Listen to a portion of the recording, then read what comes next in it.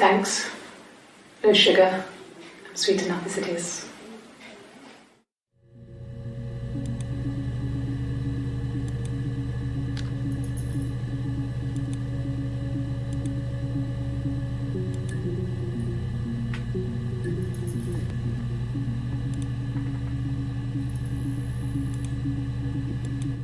My name is Hannah.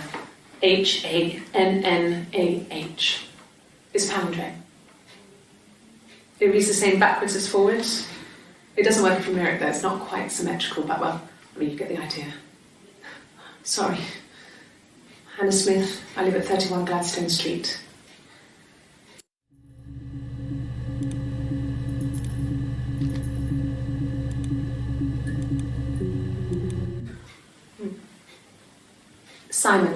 Simon Smith.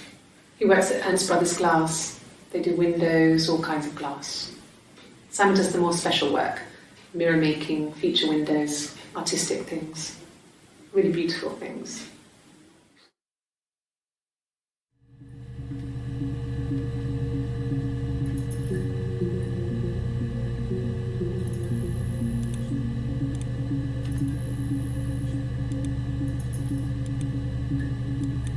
A mobile phone? Yeah. Well, they have one for the glaziers, but it's only for work.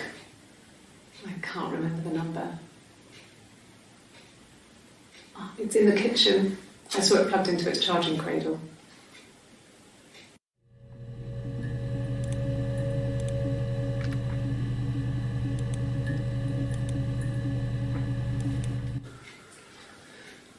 Simon is 6 foot, darkish blonde hair, average build.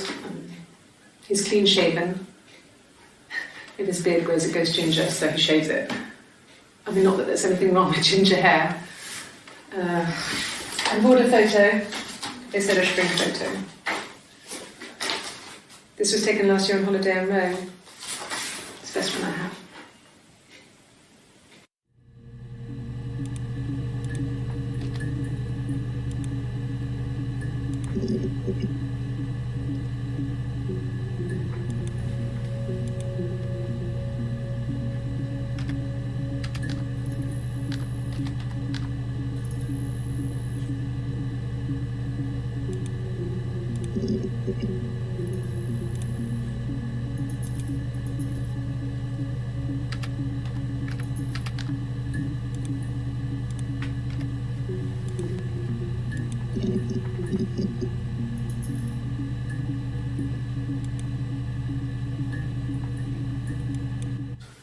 No, he doesn't have any tattoos. He has a scar down here near his stomach, past his hip. Cut himself with some glass. That was before, a long time ago. He looks just like the photo. He's not got his glasses on here though. He takes them off for the camera. But he needs them to see properly, you know. He has to read a newspaper or a menu in a restaurant. Not books so much, or watching TV. He likes TV.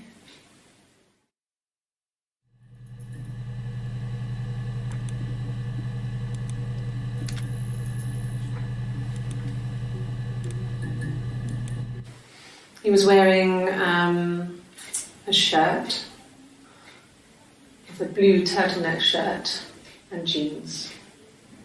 He has a watch. It's a really nice one. That was a gift from his boss, Eric. He had his coat, a long grey duffel coat, like Paddington Bear. He would have taken that with him. It's not in the house.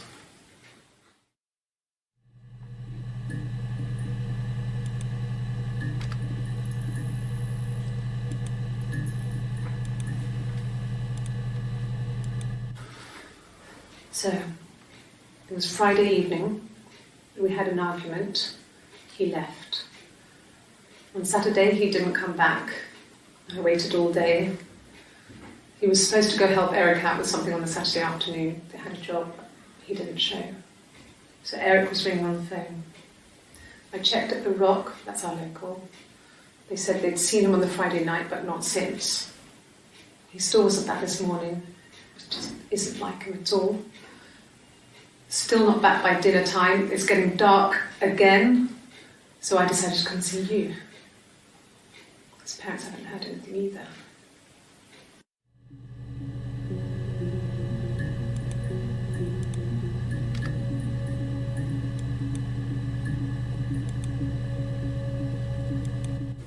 It's the Rockington Arms, the Rock. It's run by a nice couple, Peter and Susan.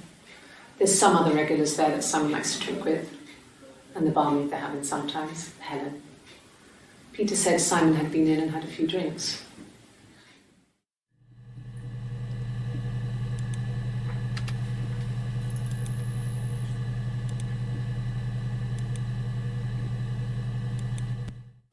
No. I think he spoke to Helen. She said he was upset about her argument, but I'm not sure what else he said. He likes Helen. He likes blondes.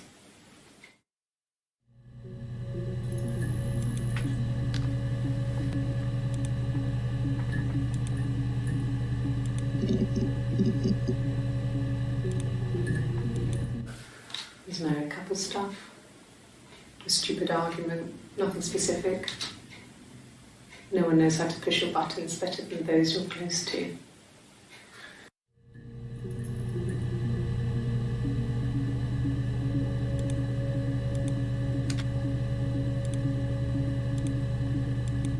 No.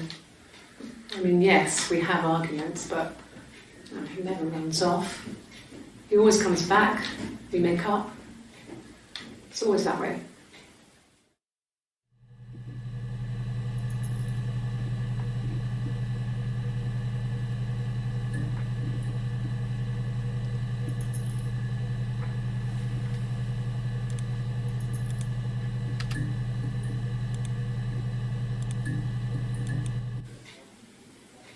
A long time. We got married when I was 17.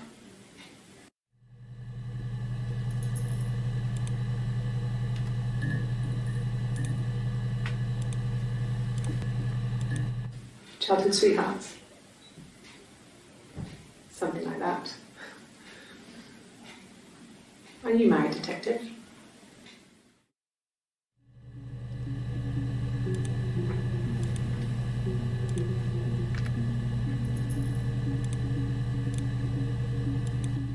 Suicide?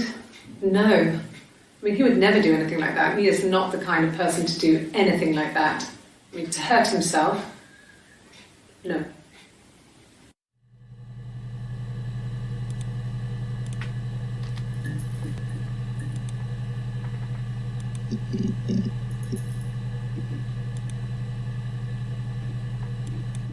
No, not drugs. I mean, he drinks, but never very much. He goes to the pub and has one or two. Sometimes we go together. He drinks wine with food, but no, he doesn't have any kind of drinking problem.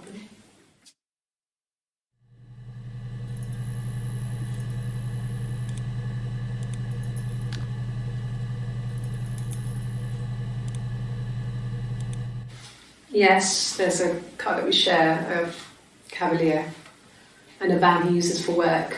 It's owned by Eric, but we look after it. Both of them are there now, parked in the street. I'm not sure about the keys for the van. I can look for you when I get back.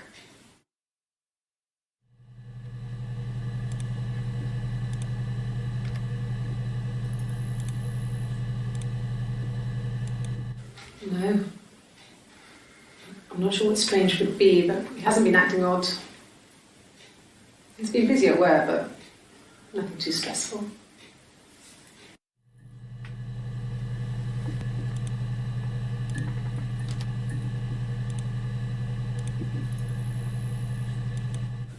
Sure, yes, of course, if that would help.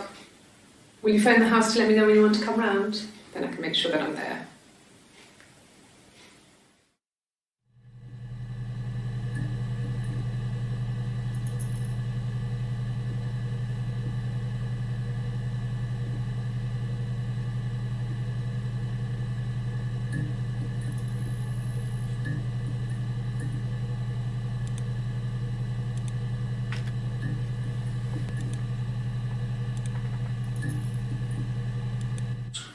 He has a wallet, a huge, silly thing, leather, real leather, I think.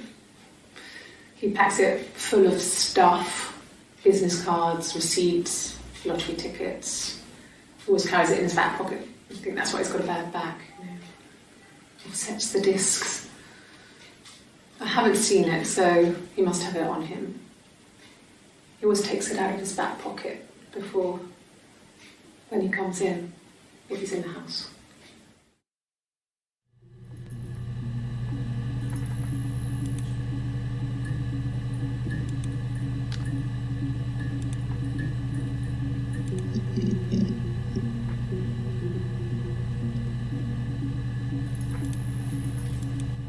Yes, that would be in his wallet.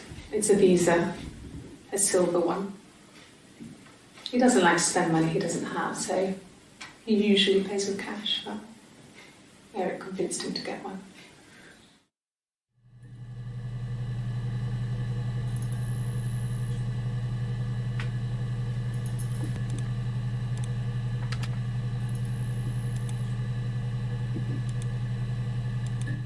Sure, I think.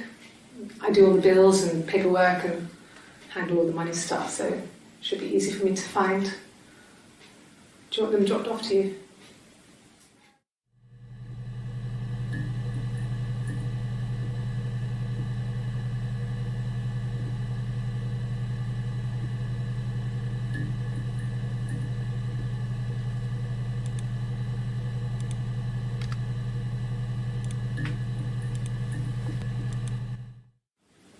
Yes, there's an Amstrad one. No one uses it for very much. There's a printer so you can write letters on it. Simon sometimes plays games, climb the tower, save the princess, that kind of thing.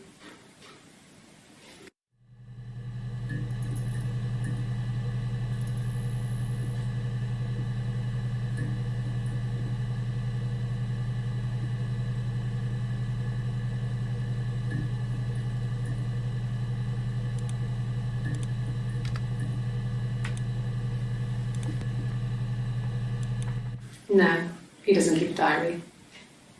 That's my thing. I've kept one, as long as I can remember, since I was a girl.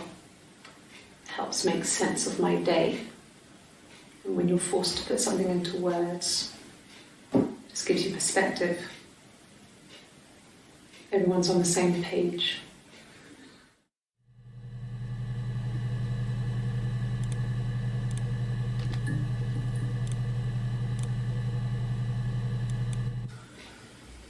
Simon isn't the type to run off or do anything crazy.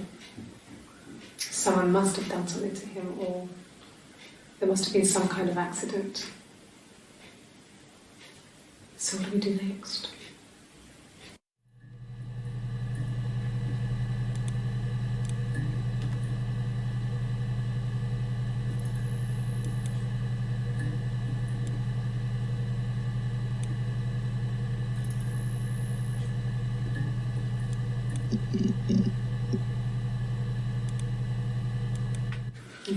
Thanks. Please find Simon. I love him so much.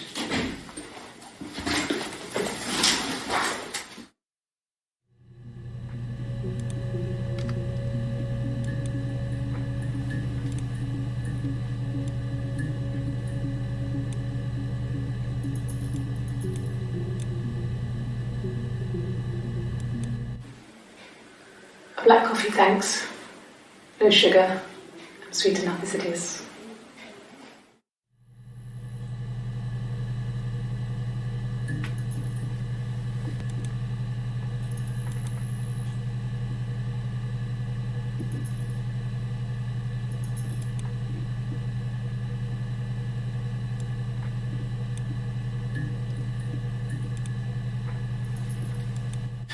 Could I have a cup of tea?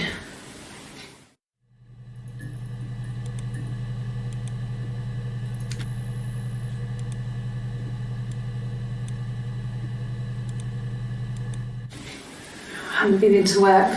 I guess I've just been waiting. waiting to hear from you, hear from my husband.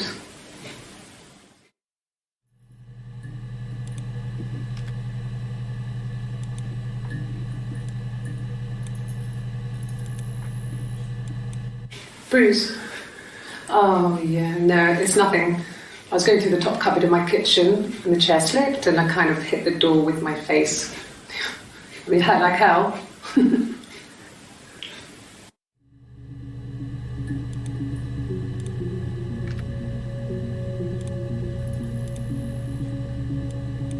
Yeah, I've been round to Doug and Eleanor's and they're very worried. I feel sorry for them.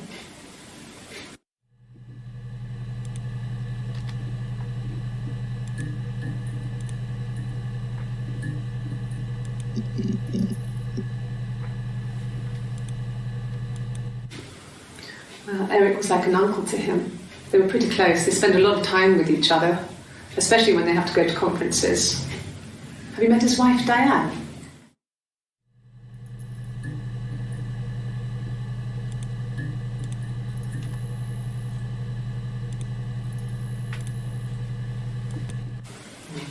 Diane is really nice. She helps out with the glaziers, organises the Christmas party, that sort of thing. They have 2 kids, really sweet kids.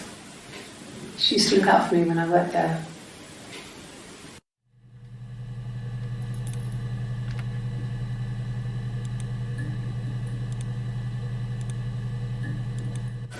Okay, I'll try my best to remember.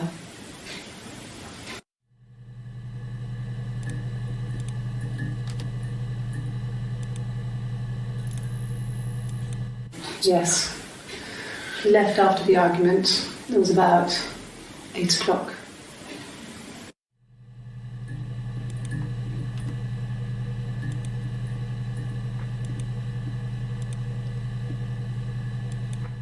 Yes, that's my birthday.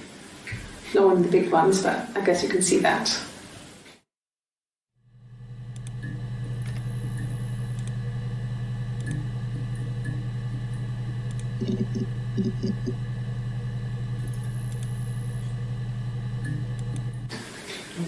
Yeah, I guess.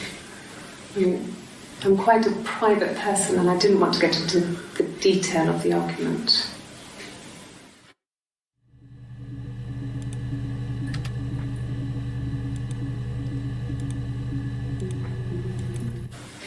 It was my birthday, like you said. We were going to have a meal at home. We had our meal. He gave me his present. I guess I didn't like the present.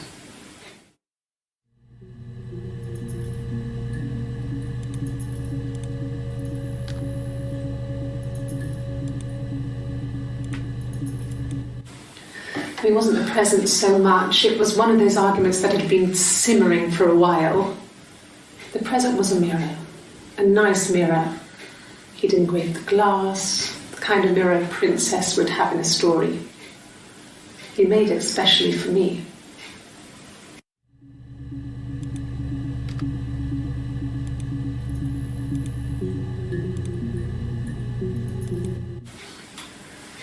When you've been married for 10 years, stuff accumulates. We could argue about anything. And he's so nice. That doesn't help. He tries to smooth things over, and that just makes it worse.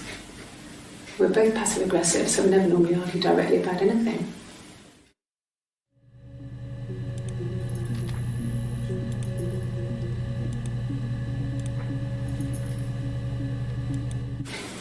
What about us?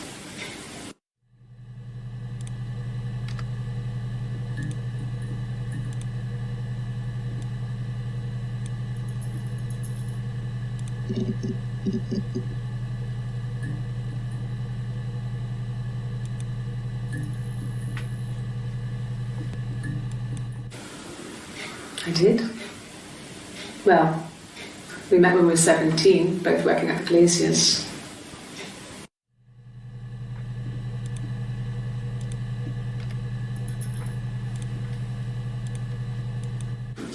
Yeah, when I was at school. I worked part-time in the front shop. It was sort of an extended family thing. My dad used to work there, my mum worked there before I was born. I took care of paperwork, filing, typing out invoices, that kind of thing. It was a good job for a girl back then. I didn't work a till or anything, though. I was quite shy, so I wouldn't have liked to have worked a till.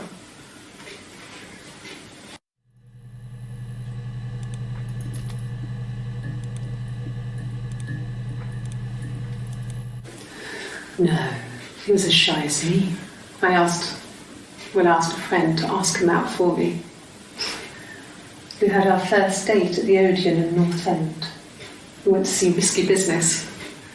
I had on my one best dress. Simon paid, and he bought me a Whisper, and I was worried about getting chocolate on my teeth.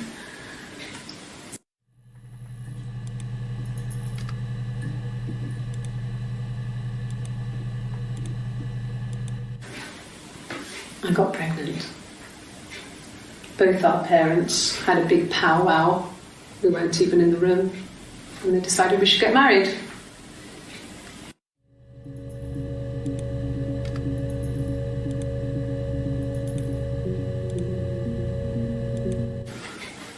I guess you could call it that, but we were both happy to get married. It was a beautiful wedding.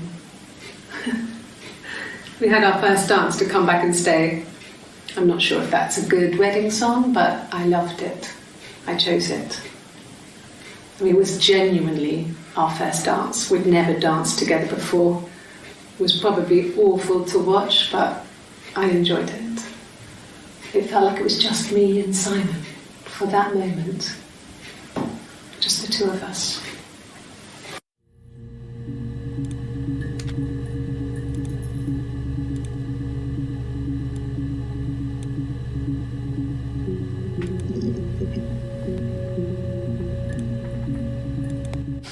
We spent the wedding night in a hotel in Brighton.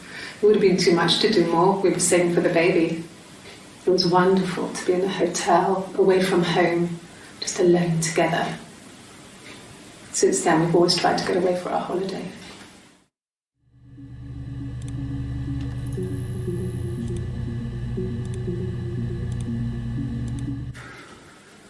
We couldn't afford our own place. Simon dropped out of school, went full-time at the Glaziers. That was Eric's generosity. We moved in with his mum and dad. They had a spare room for us and the baby, if it came. It was a nice change, time to myself, living there for those months, full of hope.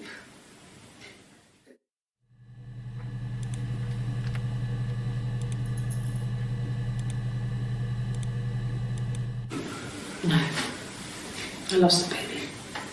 I had a miscarriage at 8 months. We carried on living at Simon's parents until, well, it was only a few months after.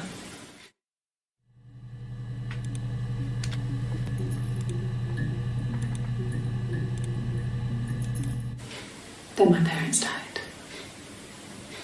It was the worst year of my life. The miscarriage and then my parents.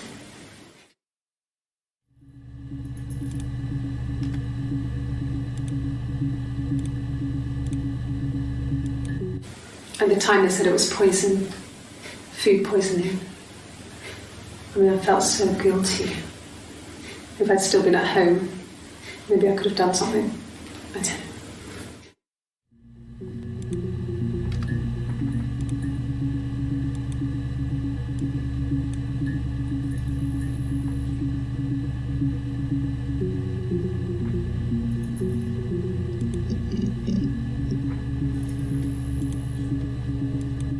Yes, I inherited it from my parents, so it made sense to move back, me and Simon.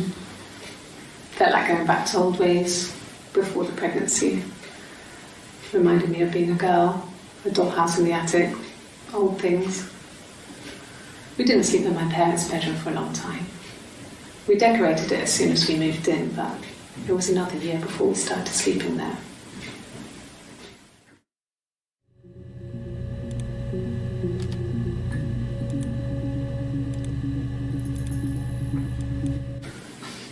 I got a job to contribute, Doug knew someone and I got a job as a dinner lady at the primary school. They said it didn't matter if I could cook or not, just don't poison the kids. So you see, it's always been complicated between me and Simon. It's never just been the two of us. There's always been pressure.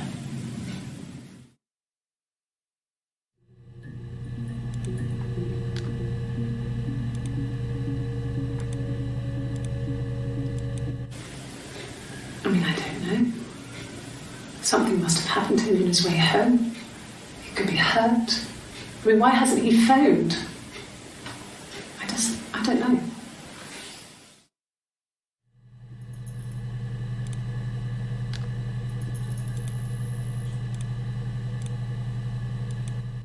Oh God, I don't know.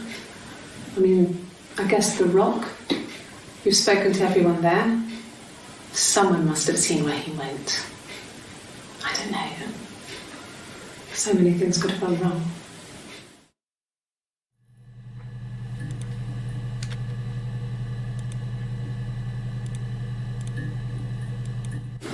No.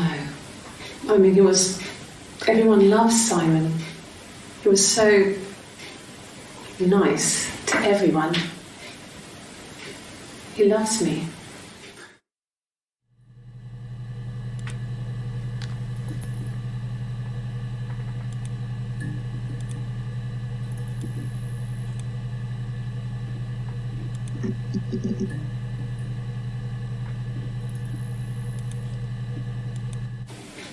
Fine.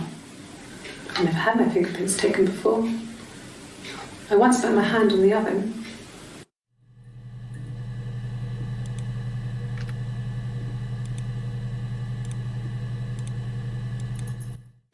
Okay. I've given blood before. Do you need to take that for your records?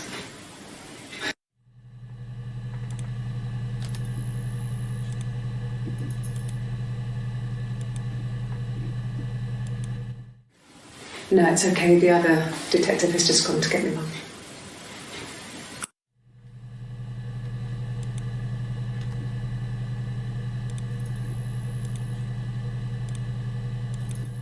Oh, tastes fine to me. As long as it's black and strong, I'm good.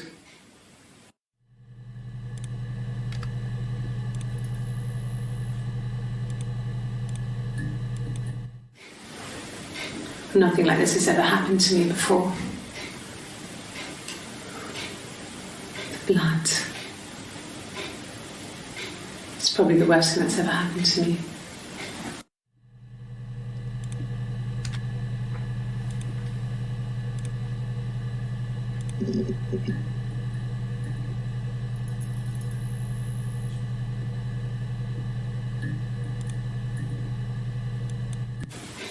The bruise.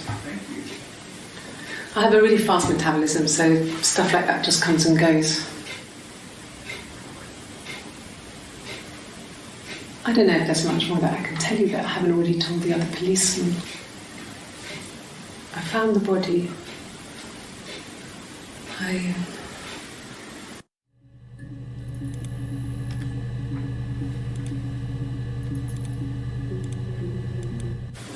You think it's murder? I mean, clearly it's murder. What can I do to help?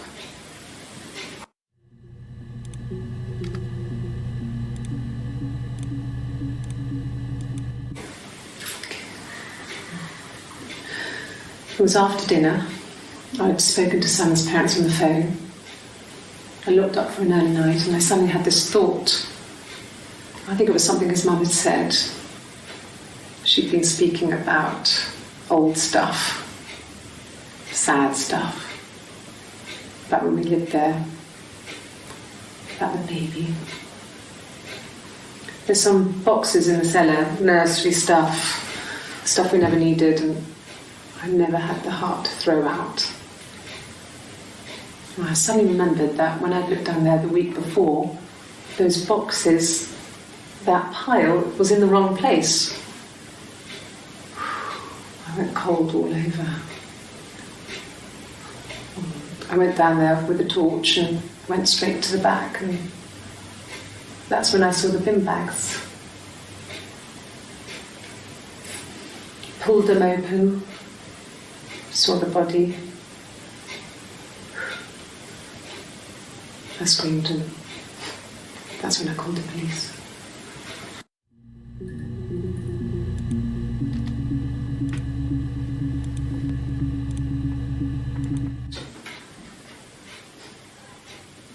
His body did not real.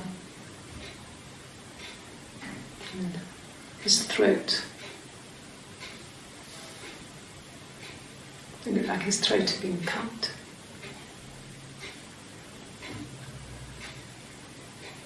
And I didn't see his glasses. He has these thick glasses.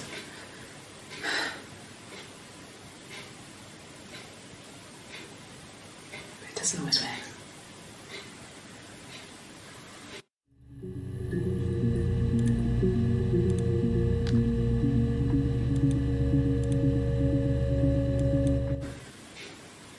No.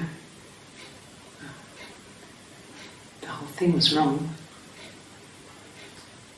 The bags, I think they were from our kitchen. You can probably check that. We never go into the cellar. It's just a place we put things we don't need. Dad used to grow mushrooms there. The bags were taped up. I think it was parcel tape, but I think it was ours.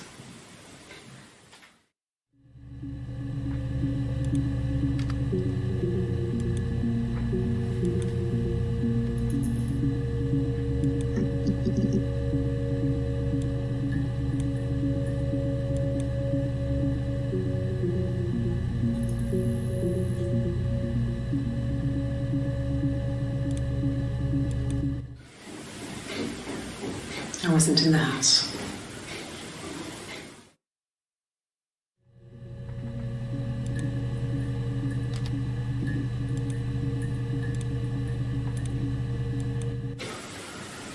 I wasn't in the house all of Friday night. After the argument, after Simon left, I left too. I was upset and I wanted to get away. So I took the car.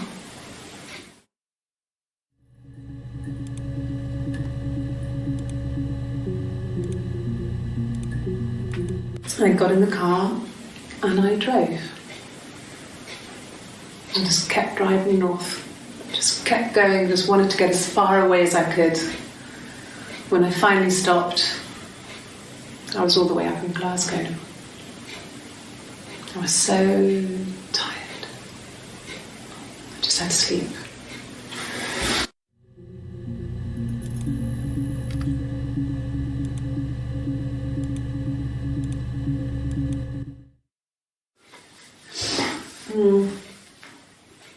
I left the next day, Saturday. I slept for a few hours in the car. And when I woke up, I came straight back. Simon wasn't returning my calls and I wanted to try and make up. I got back to the house and Simon wasn't there, and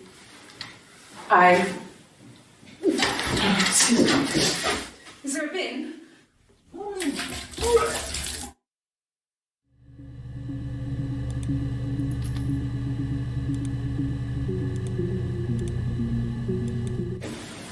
Yes, I'm fine. I won't be sick again. This happens some days. I'm pregnant. It's morning sickness.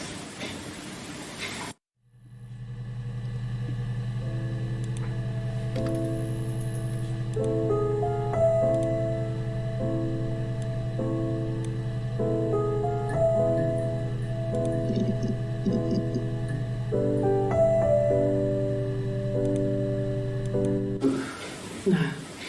Well, yes. He found out on my birthday. I told him I was pregnant.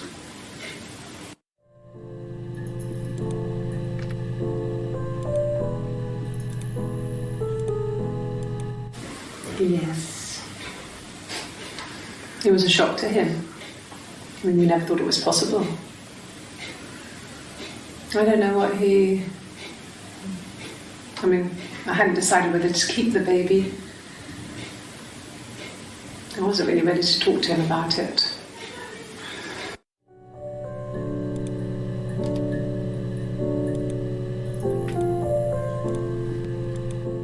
It was late, early Saturday morning.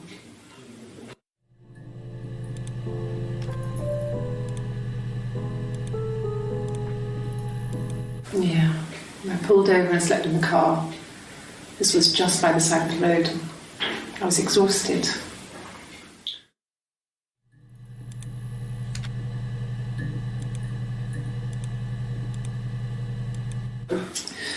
I think when I drove back it was about 8 or something. And I got back to the house about 3.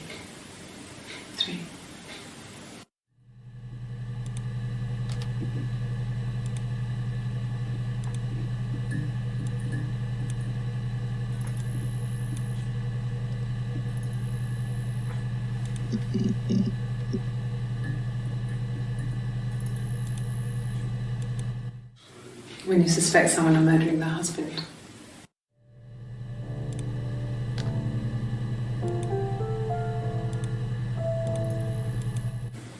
Okay. So you want to eliminate me as a suspect?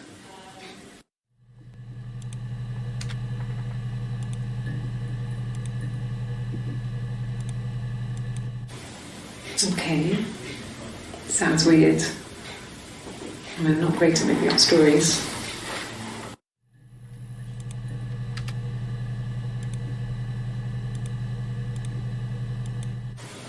Okay. There's a girl and she's staring out of the window. She's sad. She's trapped. She's here. She's looking out the window because her mother won't let her out.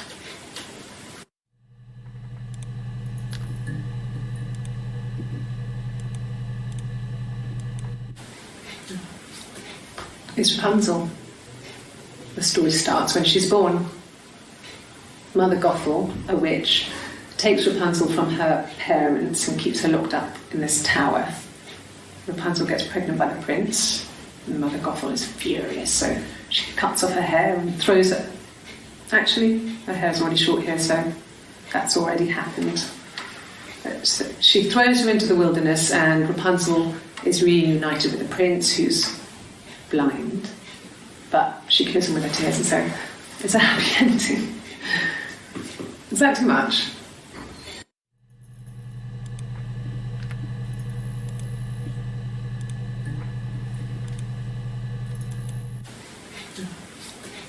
It's Rapunzel. The story starts when she's born. Mother Gothel, a witch, takes Rapunzel from...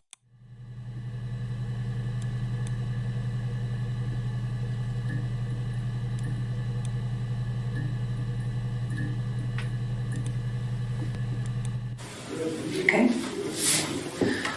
There's a girl and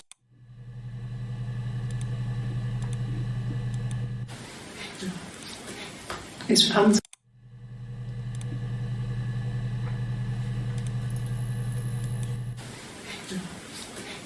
It's Rapunzel.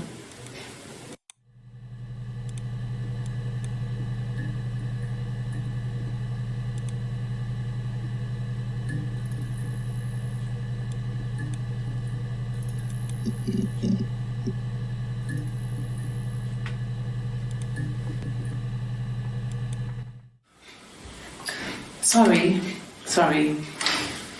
The picture, the way it's drawn, just reminded me of the books we used to read as children. I read those fairy tales over and over, and they were so real to me. Rapunzel was my favourite. My brain is just full of it. Are any of these in colour?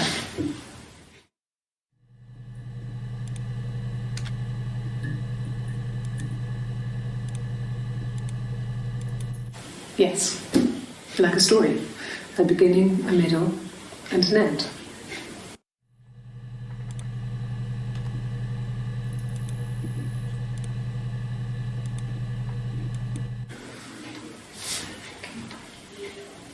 Well, she has a knife. She's been cooking, I guess. She's been cooking him his favourite meal. She's his wife. And he's asleep and she doesn't want to wake him because he's ill. That's why she's sad. Because he's ill and he might die. It's kind of a sad story, so I'm not sure how it ends.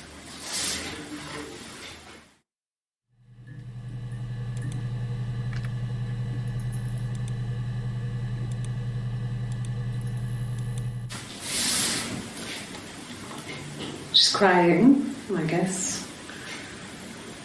She's sad because she thought she saw her husband with another woman. But it's okay, because she finds out it wasn't her husband, it was his brother.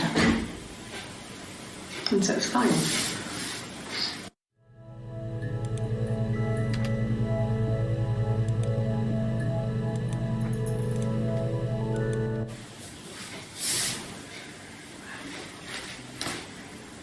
Okay, she's being chased. They're trying to catch her because she did something bad. I guess she broke the rules. Or maybe they think she did something bad. Maybe it wasn't her fault. She looks scared, not guilty. Maybe it was mistaken identity. Did they catch her there? I don't know.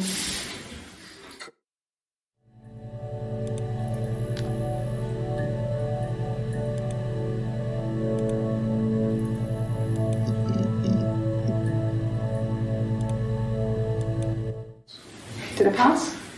Sorry, I messed it up with all that Rapunzel stuff. Do you need me to do that card again?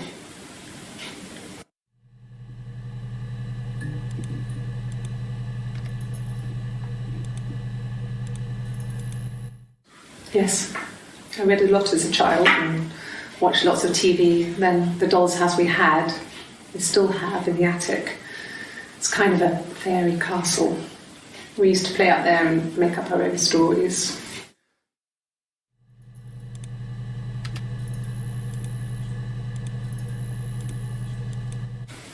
From when I woke up. Okay. I woke up. Simon was already up and he made me birthday breakfast of eggs Benedict. We both had to go to work, so we saved presents till later. I got to work, had some birthday cake, children sang me happy birthday, then I came home. The birthday meal was a takeaway, and Simon gave me his present, which I didn't mind. And after that, we talked about the baby. Turned into a big argument. Simon left. I was furious. I wanted to get as far away as I could and get some space to think. So I left.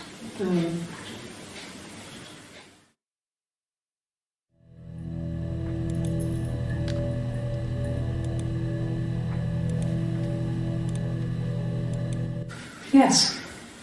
I got to Glasgow. I was exhausted, so I pulled over and slept in the car. I woke up because a rubbish truck went past. I got some petrol, bought a coffee and a pastry, tried calling someone from the payphone, and then headed back.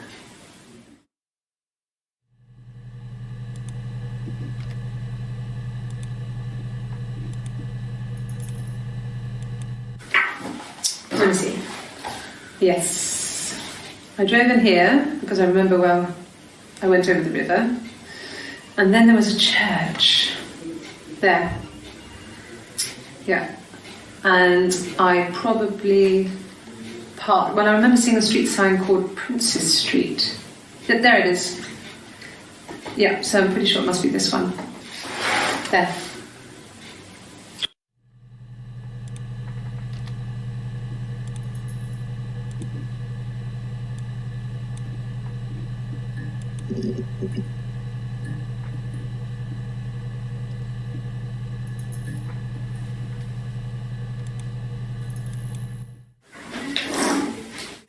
Yeah, that's Simon's watch. It was a gift from Eric. He got it this year. It was a wedding anniversary gift. Steel. It would have been Diane who chose it. She has really nice taste. That time, it must eliminate me. I was in Glasgow then.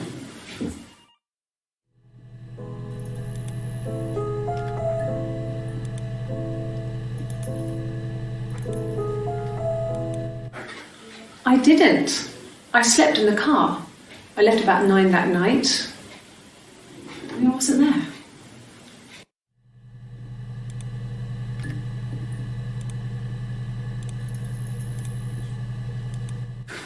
No, I don't think so. Glasgow was deserted that early in the morning.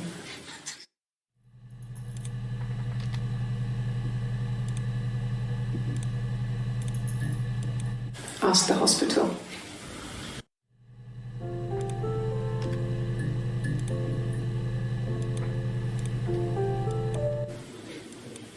When I arrived in Glasgow, I was exhausted.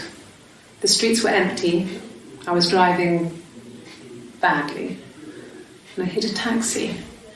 Not a big crash, just paintwork. The guy was so pissed off because I didn't have a driving license on me. But when I told him I was pregnant, he made sure I got to the hospital so they could check me out. It was fine. The hospital must have details when I was looked at. There's a scratch on the car.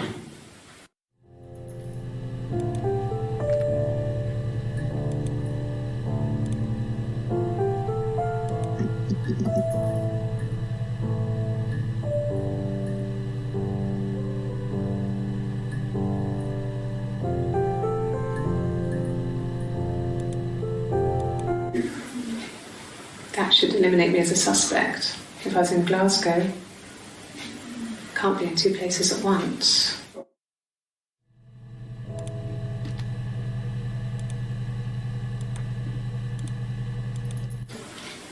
I thought it made me sound suspicious. It's not a normal thing to do to drive to the other end of the country. I wanted to keep it simple. I know it was stupid not to tell you everything. Saying I spent the night in Glasgow when my husband went missing, I thought it would, distract you from what was important. It's different now. Now he's...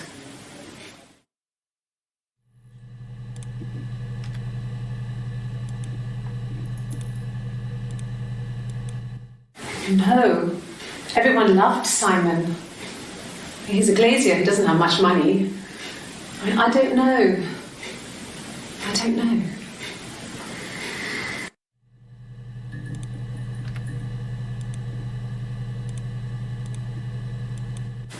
God, I don't know.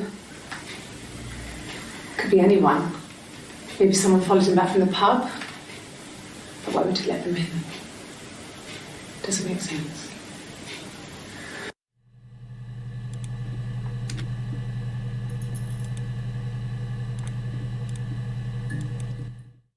Yeah, I had to let myself in. The door locks if it swings too.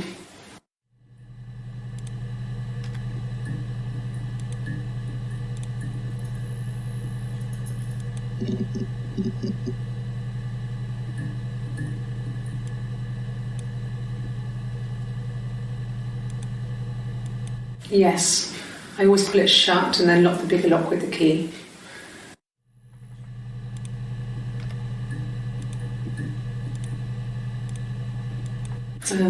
No, I don't think it was. I turned the key, but it was already unlocked.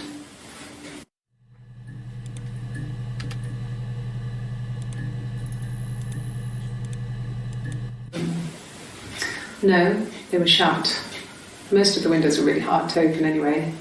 They're stifling in summer. They were painted over by my dad. Could have left a door open accidentally. Or there's a cat flap in the back door.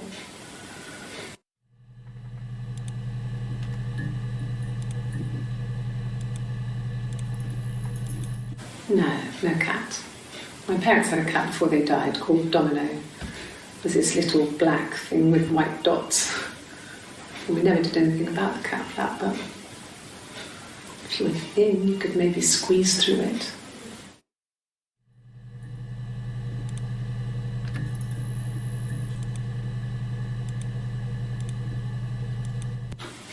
I think so.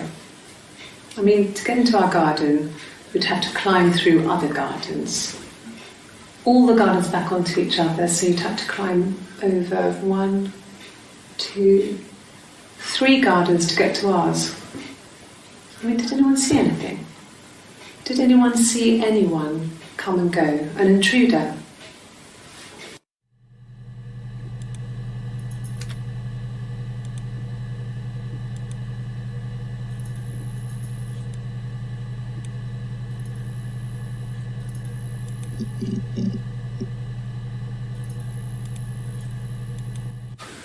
When will the police let me back in the house?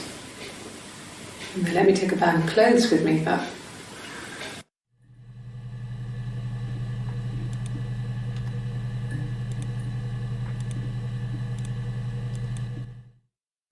the mirror. I can't remember. I put it somewhere safe. Upstairs, I think. I haven't looked at it since.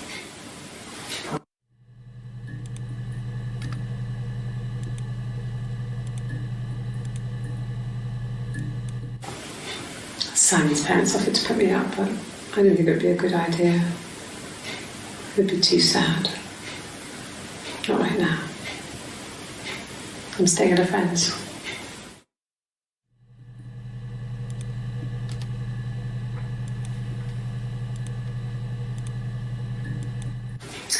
A cup of tea would be good, thanks. Just 1 sugar.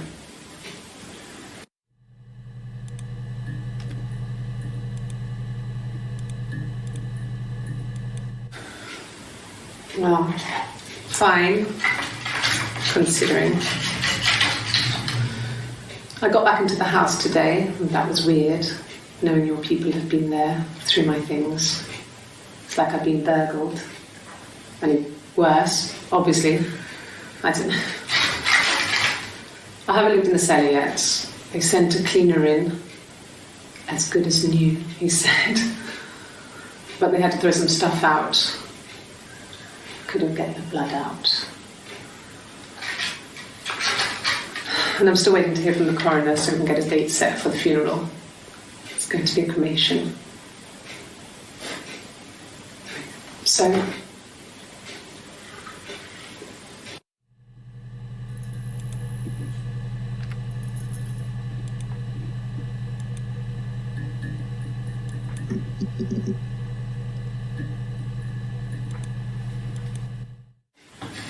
fingerprints.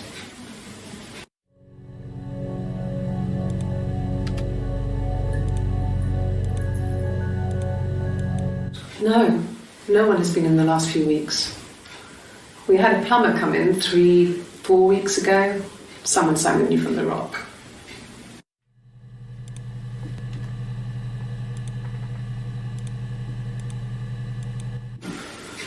In the bedroom.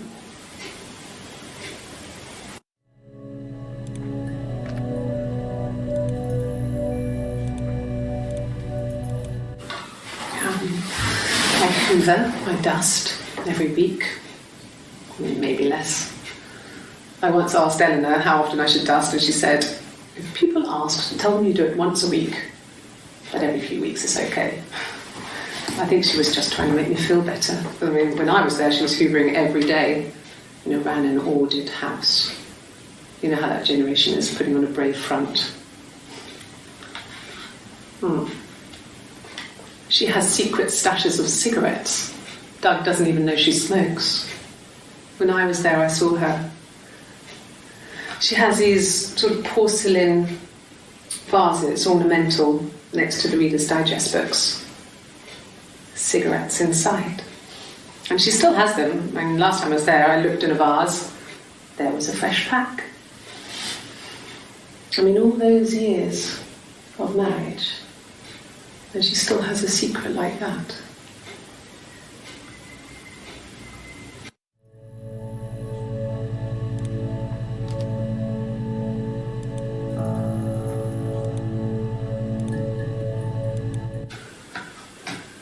or so ago.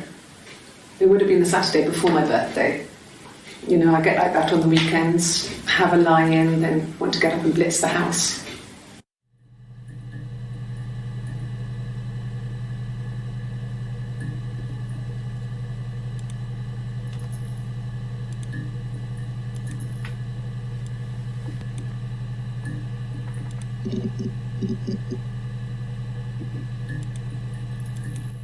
Yes, yeah.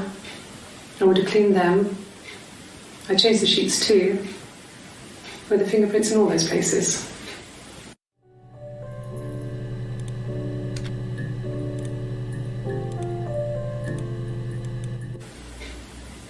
Could they have been my parents' fingerprints? I'm not sure how long they last for, but is that possible?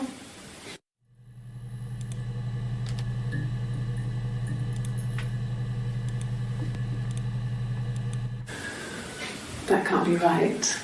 In the bedroom.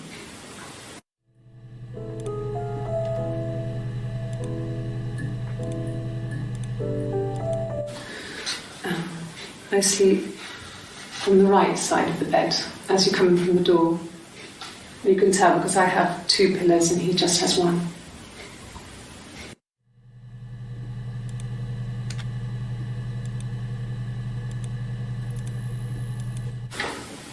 What kind of hairs?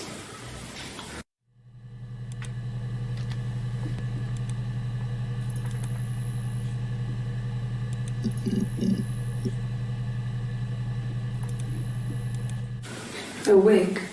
You mean? And what type of wig?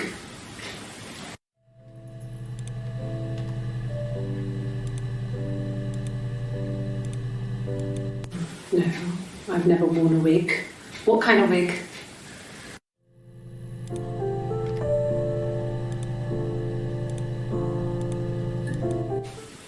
Could the hairs have come from somewhere else? I mean, could they... We have a lot of dolls in the attic. There's a Rapunzel doll with long blonde hair. Could they have come from there?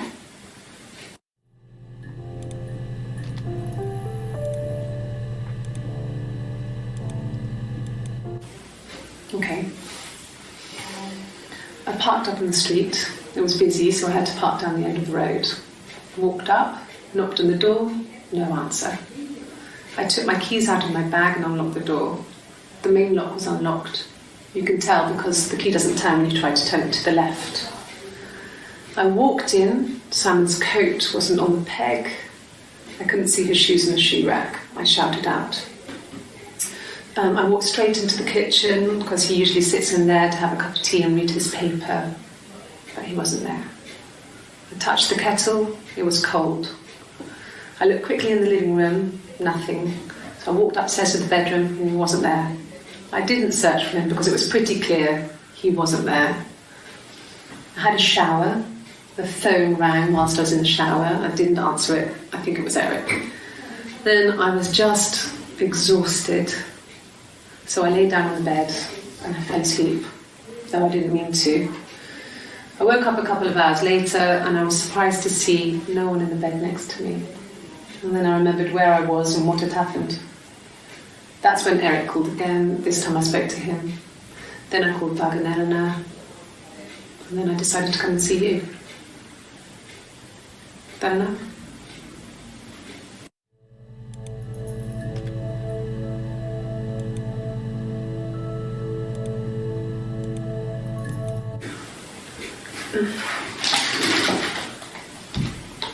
Yes, this is it. He made it himself. It was a special one-off. He made it and decorated it. That's his thing. Where did you find it?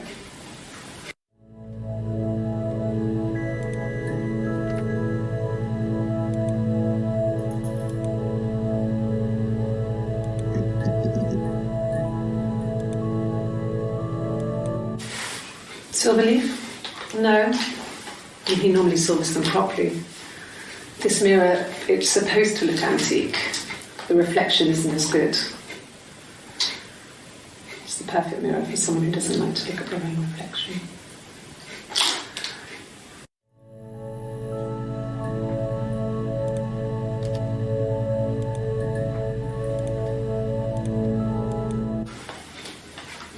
On his clothes? That would make sense. He made it. By hand. I mean, he brushes the silver onto the glass. It's not how they make mirrors these days. I mean, he made the mirror and he gave it to me.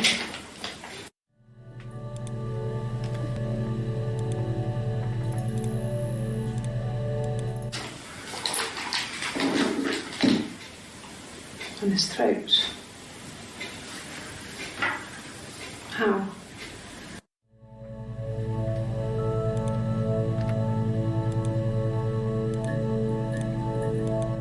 An affair. Simon wasn't having an affair.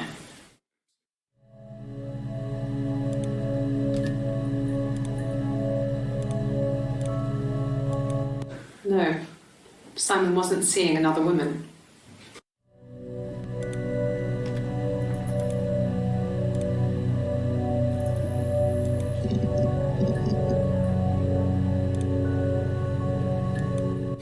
Good, happy. I mean, ups and downs like any couple, I guess, but we've been married for over 10 years.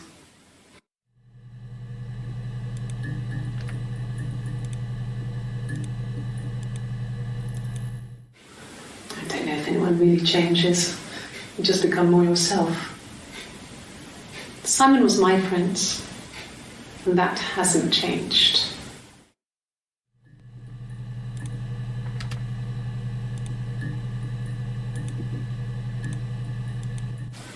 Really? You're going to ask me about my sex life? I mean, isn't that private?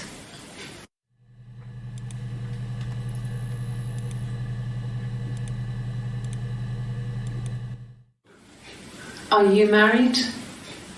How is your sex life?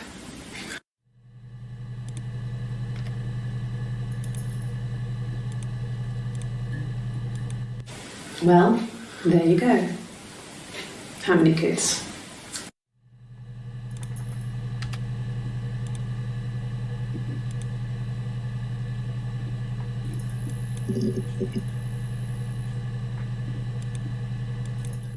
So, our sex life is probably fairly average for a couple after 10 years of marriage.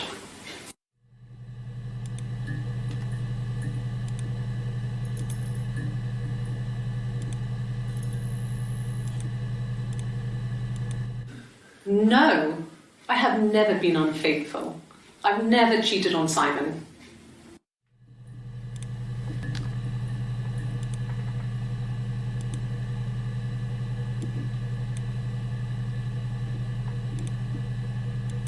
No, you're talking to the wrong person if you think I'm some kind of slut. If you think I'm the kind of person that would have had sex with all those guys.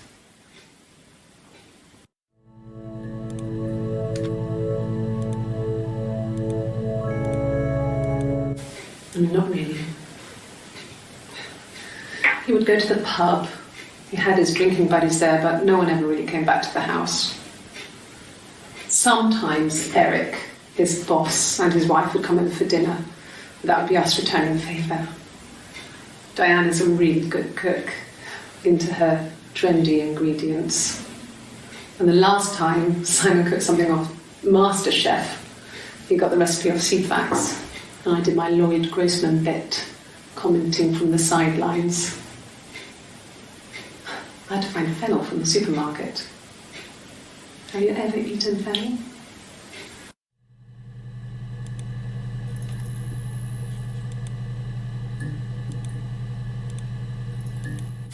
Not really.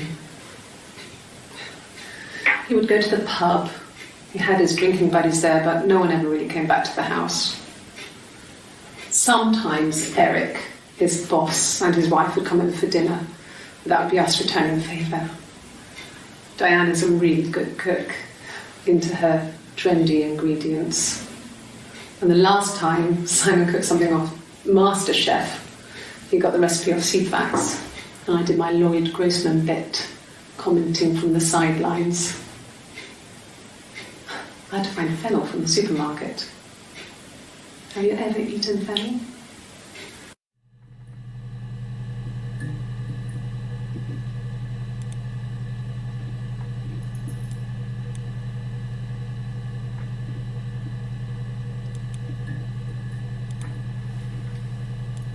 No! You're talking to the wrong person if you think I'm some kind of...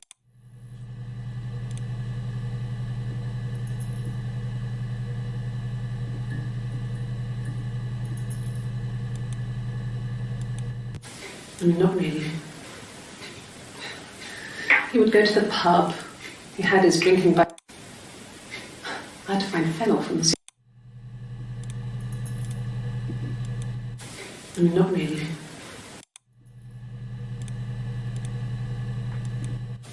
Hurt someone? Yes. But everyone thinks that from time to time, right? You just want to lash out.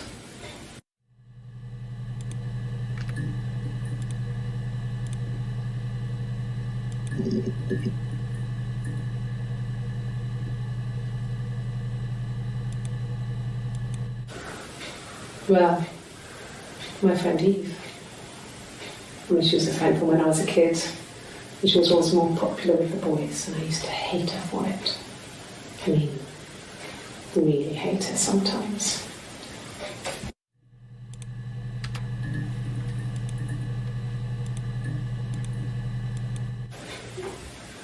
Yes. We'd fight. We fought on the beach once, and I held Eve's head underwater. There was no one else around. It was at the far end of the beach, and I held her head under, and I kept it under. And for a moment, I just wanted to kill her and watch her drown. But that was it. It was just a moment. We made up afterward. It was a love-hate relationship.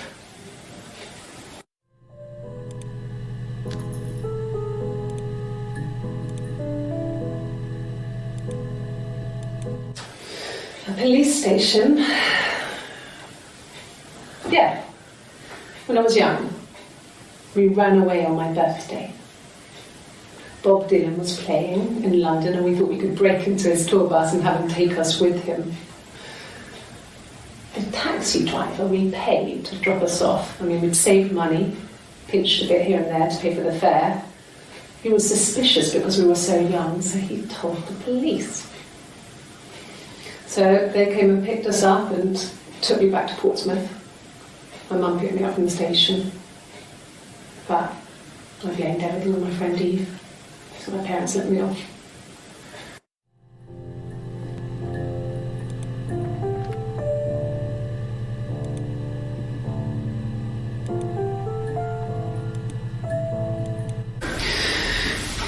Maybe a fresh cup of tea?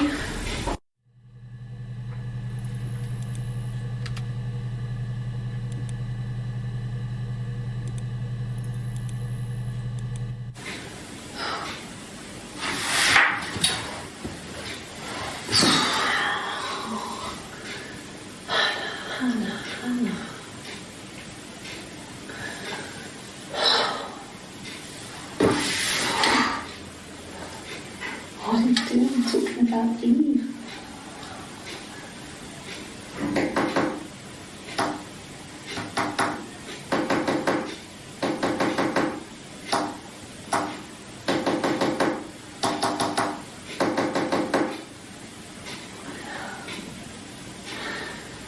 Poor son.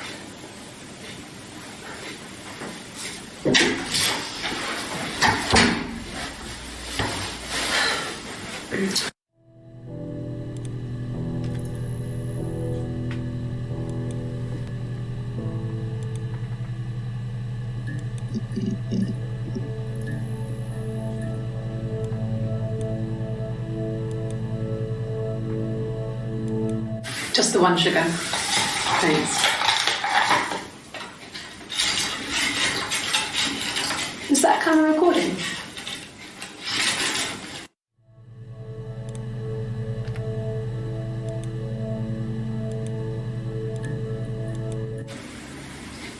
No. 1984 was an awful year in the end. We were living at Doug and Eleanor's. I lost the baby at the end of spring, and my parents died in the summer. It was a hot summer, a heat wave. So when they discovered the bodies, it was just awful. Because of the circumstances, them dying together like that, they brought in a lot of police. A forensic entomologist. I had to look that up. It was because of the heat. It was just awful.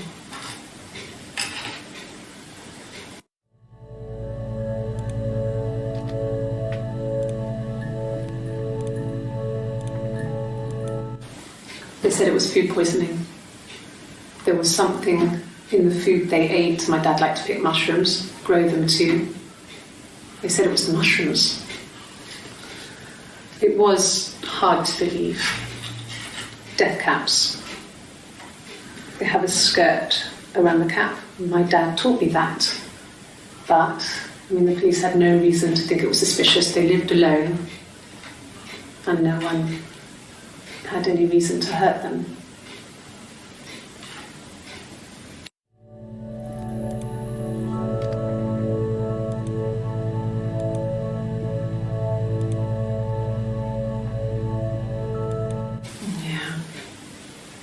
They'd gone to bed feeling ill, thinking it was flu or something. The neighbour called me, I had to use my key to let them in. We found them dead in their bed. And they'd been there for days, no one had noticed. Just awful. It was so soon after my miscarriage, the worst year of my life. I'd been so happy to get married, and after that it was just like, fuck.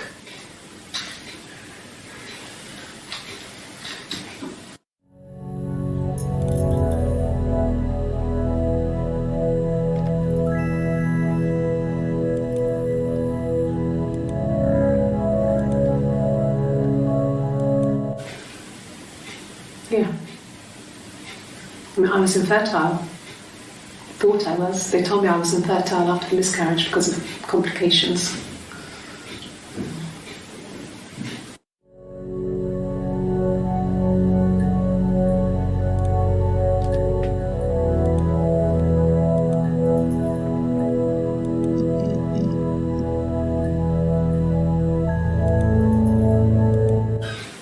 I would have been a good mother. I was young, but I would have been a good mother. She was a girl, by the way, the baby. We were going to call her Sarah. Simon wanted to call her Ava after his nana, but I didn't want her to have a symmetrical name.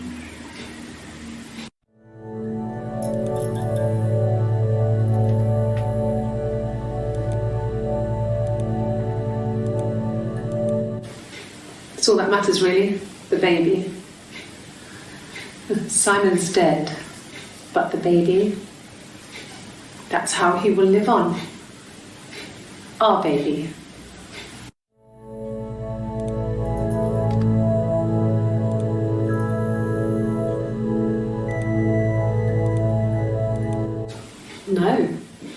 No, Simon didn't play guitar. He wasn't very musical. He liked to listen, but he was tone deaf.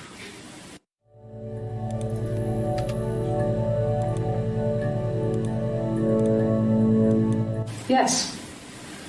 Yeah, it's my guitar.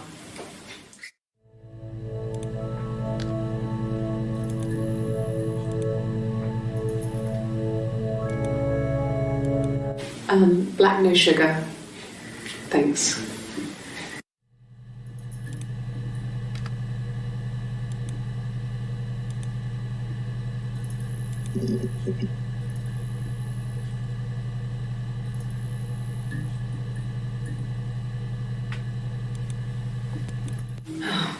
Okay. I parked up on the street.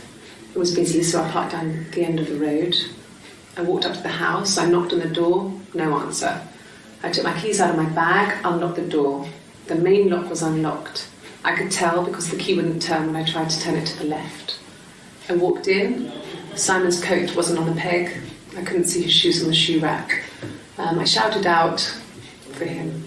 I walked straight into the kitchen. He usually sits in there to have a cup of tea and read his paper. He wasn't there. I touched the kettle. It was cold. I looked quickly into the living room. Nothing. I walked upstairs to the bedroom, he wasn't there. I didn't search for him because it was pretty clear he wasn't there. Then I had a shower. Whilst I was in the shower, the phone rang. I think it was Eric, his boss. I didn't answer it. Then I came out and I was just exhausted. So I lay down on the bed and I fell asleep, but I didn't mean to. I woke up a couple of hours later and I was surprised to see no one in the bed next to me. And then I remembered where I was and what had happened. That's when Eric called again. I spoke to him. Then I called Simon's parents. And then I decided to come and see you. That enough?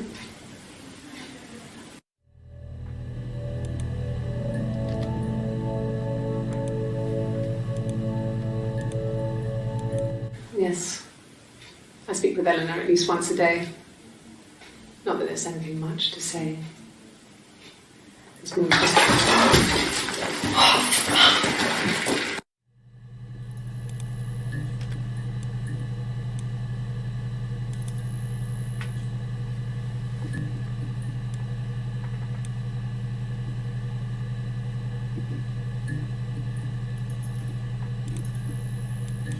Yes. I speak with Eleanor. No, I'm okay.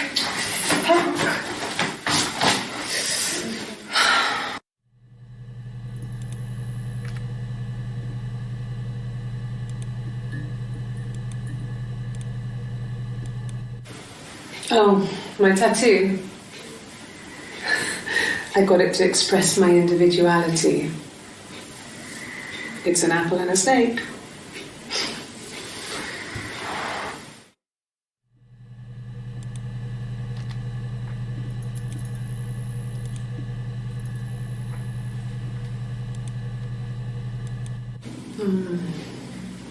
About 8 years back, it was a present to myself.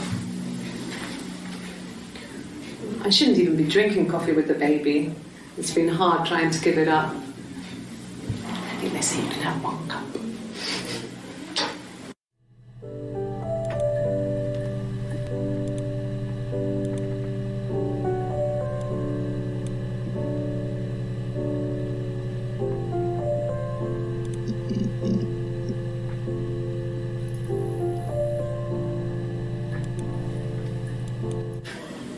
Do you have children?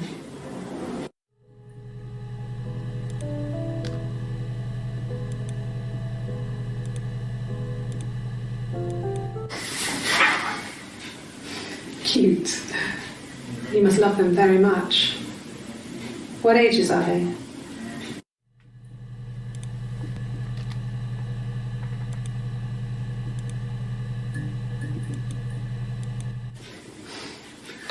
Must think it's very cool that their dad is a police detective.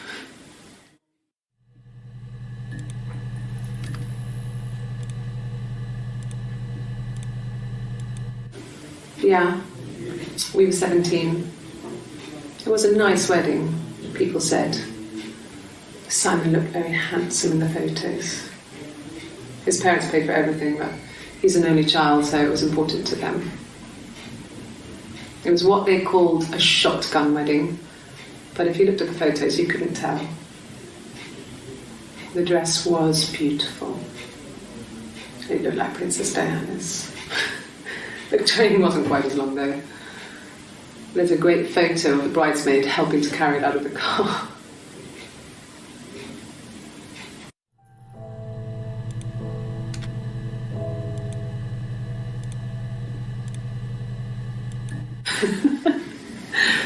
Was he my first? No need to be so coy. No, he wasn't my first. That would have been Carl. He was a local boy in a band. He was a bit of a shit, but he was sexy. We were 15.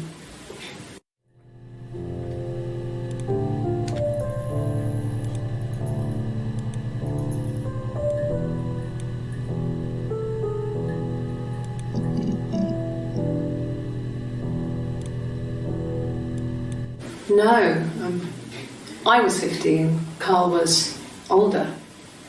17, I think. I was really into him, regardless of how he actually behaved. Lots of drunken teenage sex. We did it in a church once. It's stupid. So he got tired of us and we split up after about 6 months. It was sad, but those early experiences, they help you realise who's really important to you, you know? Family.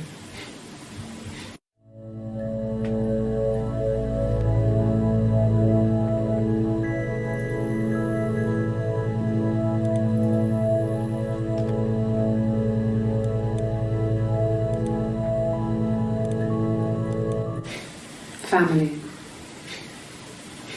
So, Carl fucked off, and then there were other boys here and there, and then Simon.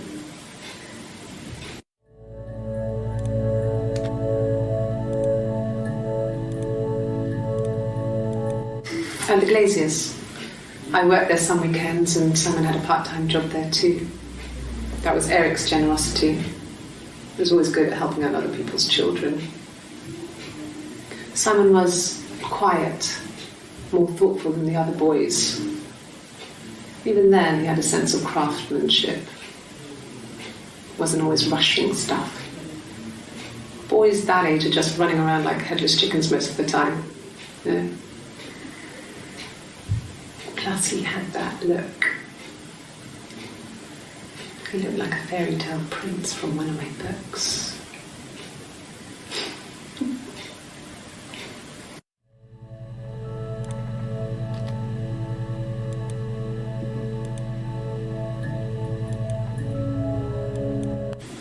I wouldn't say that. It could be passionate. It's just, it was more than that. It wasn't just sex like I had been with the other boys.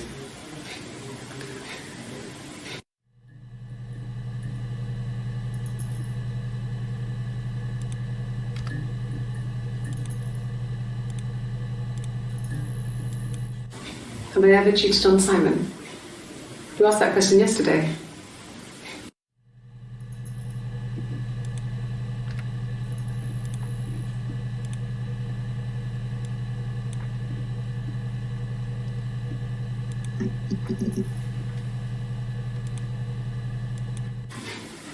Simon was very moral about that sort of thing. He wouldn't just walk out there and sleep with anyone. He wasn't that kind of guy. He took his marriage very seriously.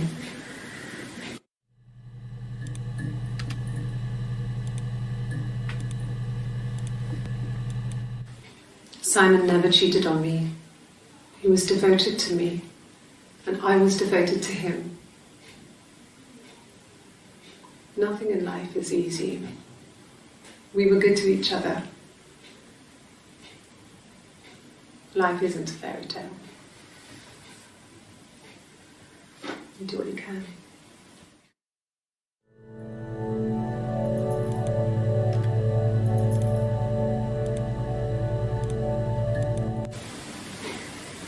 You're reaching here, and I don't know why. No, I've never cheated on anyone. I've never taken anything from anyone. Simon is dead. But I have my baby to care for. Why are you trying to make me sad? Why are you so obsessed with sex and affairs? You cheated on your wife. Is this your thing?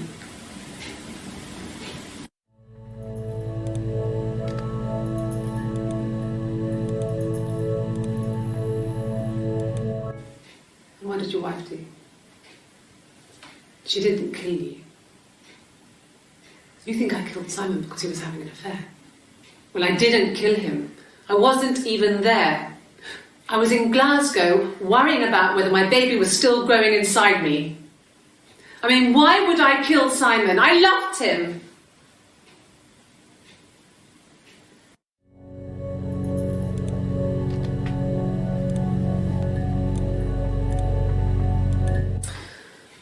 This other person doesn't exist.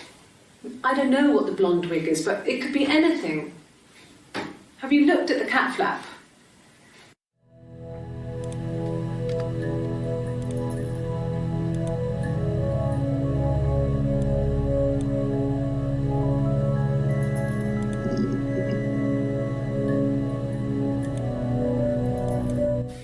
I mean, what if they were crazy?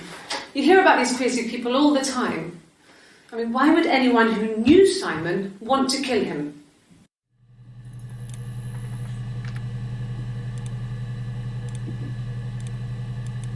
No. I've had enough coffee for today, thanks. Glass of water.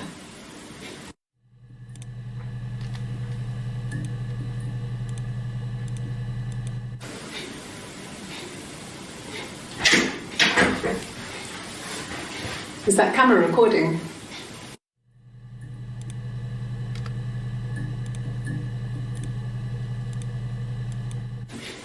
If you put me on, you've been framed.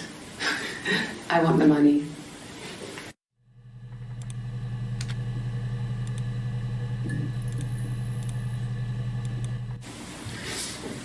Yeah, that's me.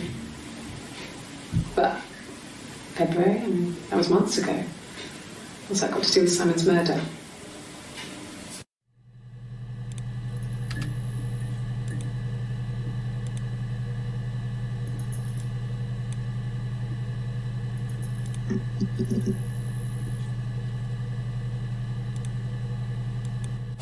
Well, I don't know. I probably had to pop out and get something, that's why I was speeding. And that wouldn't have been noted on my timesheet. But I really can't remember back to February.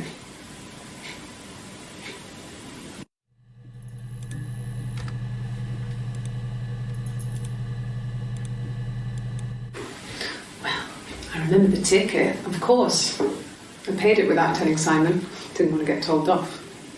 And they put points on the licence.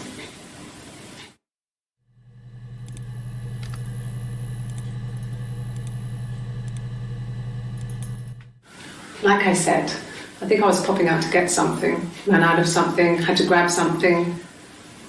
I sometimes drive too fast. If you want, you can arrest me for that.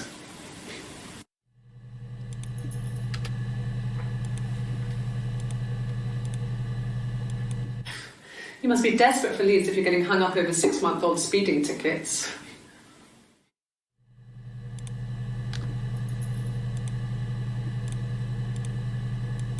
There was a conference, something to do with double glazing, in Oxford.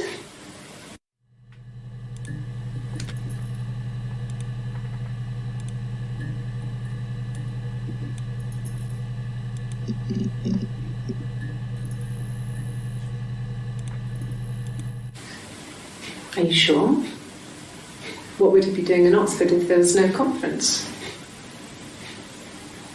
I remember calling him. He said it was boring and he spent most of the time at the bar.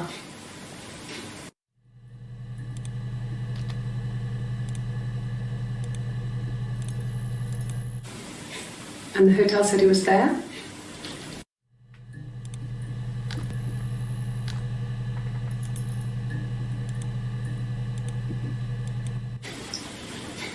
Okay, you got me. I'll confess. We were there. It was a dirty weekend. Simon was going to expense it, pretend it was a business trip. I used a made-up name. We stayed at the hotel, had room service, didn't leave the room, had a great view of the river, and you could hear the church bells.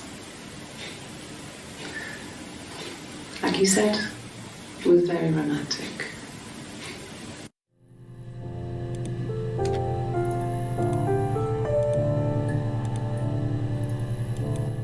It was supposed to be a secret. Just because Simon is dead doesn't mean I have to give up all his secrets. It doesn't have anything to do with what happened to Simon. No one murdered my husband because he cheated his expenses for a romantic weekend in Oxford.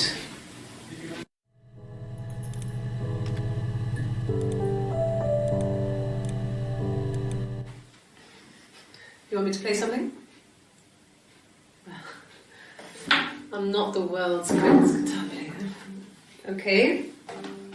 Probably needs tuning. No, it's okay. How about a traditional ballad? Should be right up your street.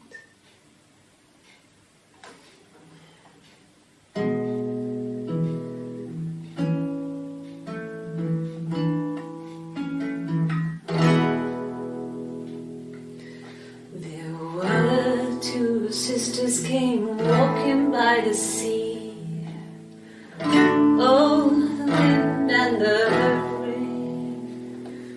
The eldest one pushed the other one in. Oh, the dreadful wind and rain. See, they both had a love for the captain's son. Oh, the wind and the rain, but he only cared for the youngest one. Oh, the dreadful wind and rain. Oh, the eldest envied her sister fair. Oh, the wind and the rain, with a pretty little face and her long blonde hair. Oh, the dreadful wind and rain. She pushed her in and held her down. Oh, the wind and the rain watched her as she slowly drowned. Oh, the dreadful wind and rain. Oh, she floated up and she floated down. Oh, the wind and the rain floated till a ship came by. Oh, the dreadful wind.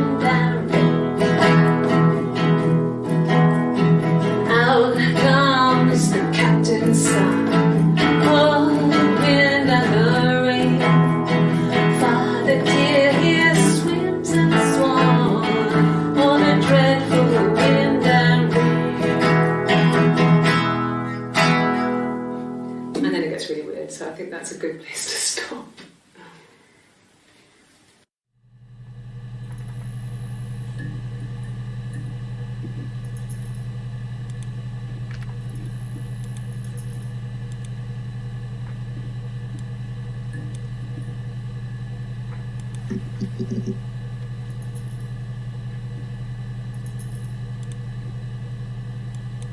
Really? Okay. Here's the rest. Oh, they laid a body on the dock to dry. Oh, the wind and the rain, till a fiddler with a fiddle came walking by. Oh, the dreadful wind and rain. And he made a fiddle bow of her long hair. Oh, the wind and the rain. Yes, he made a fiddle bow of her long blonde hair.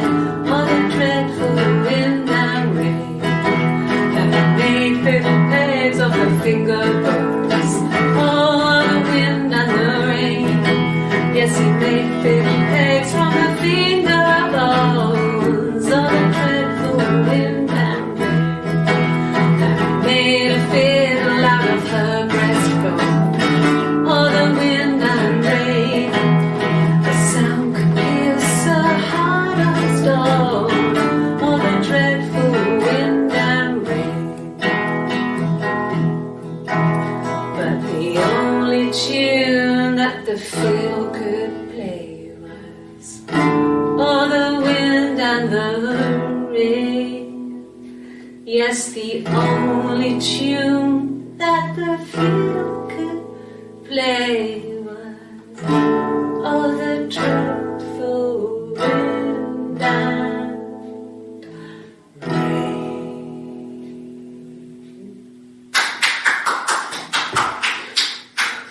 Anything you thing may be used as evidence against you.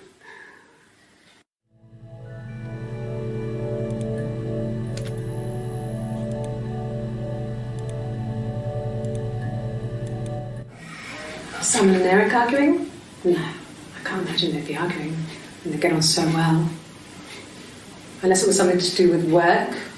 Maybe Simon was being too much of a perfectionist. But I don't know.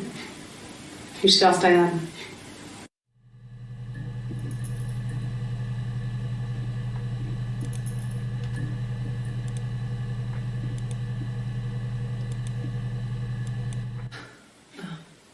Coffee, I guess. Milk and sugar.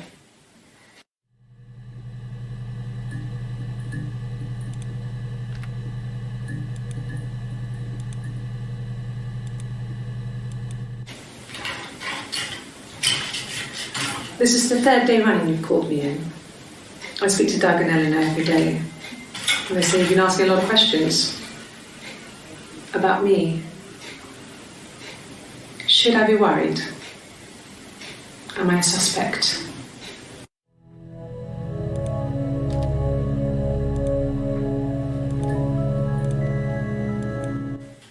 I don't see how it's hard. We've established I was in Glasgow when he was killed. You've spoken with the hospital.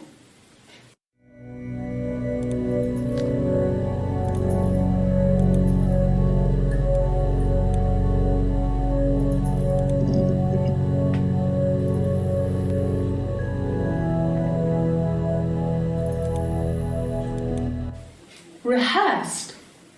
You ask me the same question, you'll get the same answer. Is that your evidence? Of course I thought about what happened then. It's all I've thought about. My husband is dead.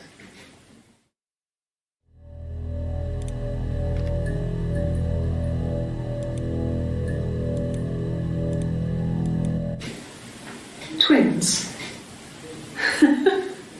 Really? Are you really asking me that question?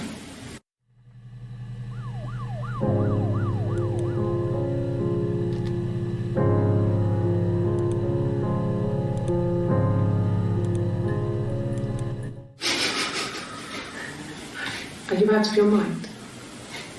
Twins?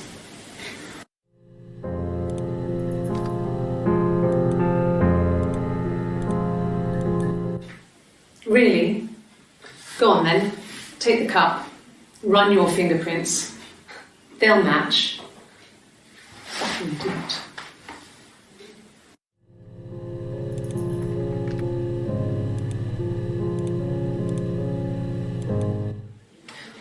For fuck's sake. Can I leave? Are you going to arrest me? No. They'd laugh you out of the building. A lawyer would make mincemeat of you.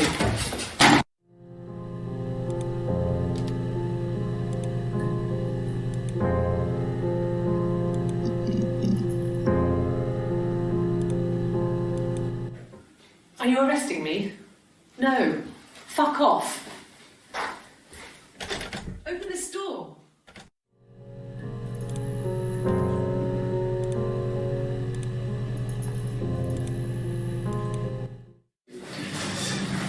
This is nice of them.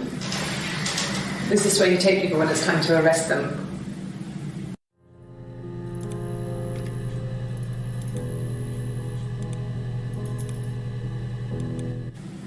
Yes, I understand my rights. No, I don't need a lawyer.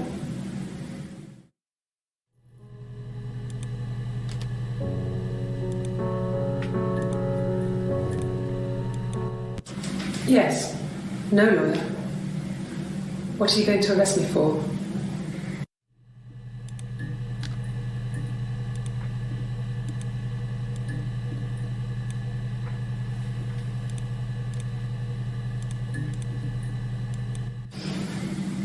I didn't murder Simon.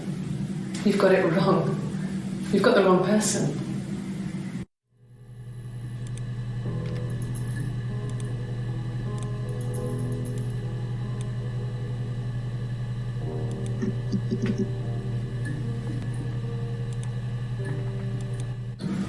Yes, I'll take a lie detector test.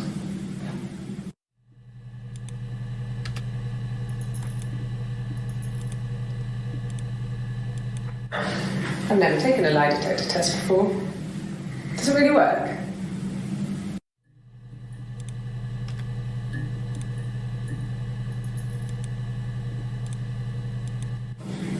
Yes, my name is Hannah Smith. Oh, shit. Sorry.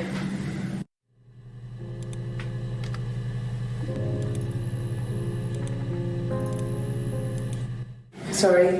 Yeah, I get it. Yes.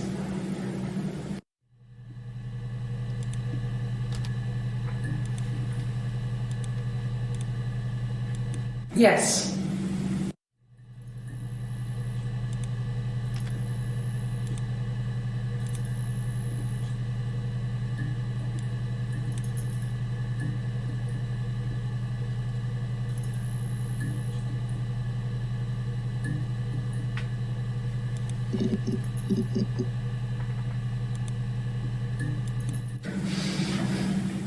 Yes.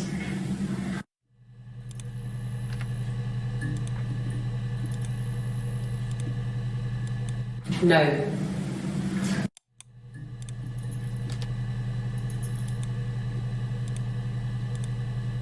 Yes.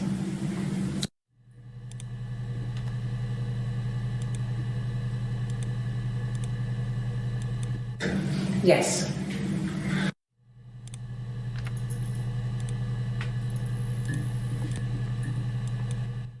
No.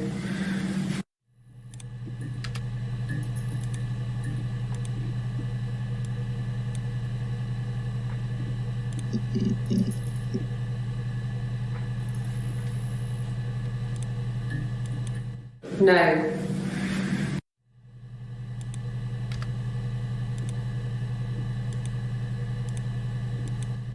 No.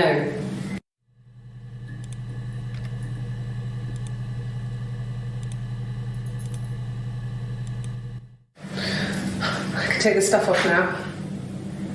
Did I prove I'm innocent?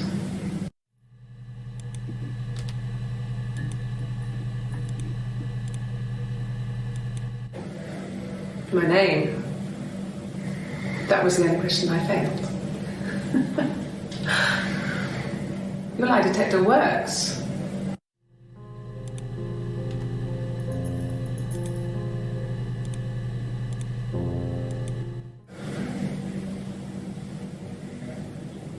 My mother called me Eve.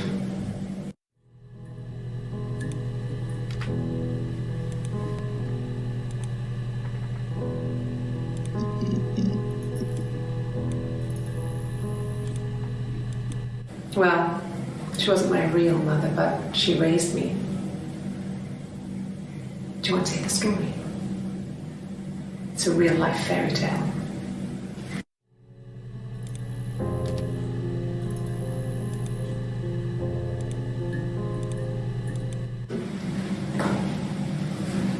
Across the road, where my parents first lived there, was a midwife called Florence.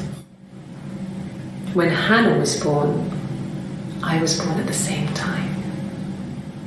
The midwife was there to help. I'd been throttled by the cord, probably wrapped around my neck by Hannah. The midwife told my mother I was dead. But I wasn't.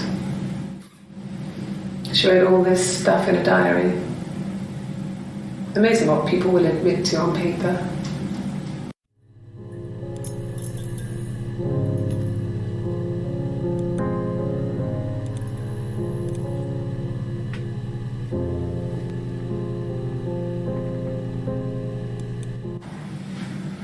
Florence took me home with her. Mother hadn't been expecting twins and had a healthy baby.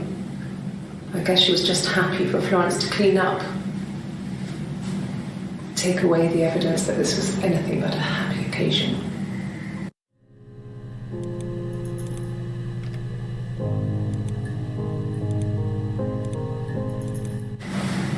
Florence raised me in her home. I never left it. She kept me out of sight. It wasn't odd for people to see a midwife with a baby, carrying in supplies, washing nappies, that sort of thing. I never knew any different. I grew up looking out of my window and seeing her across the road.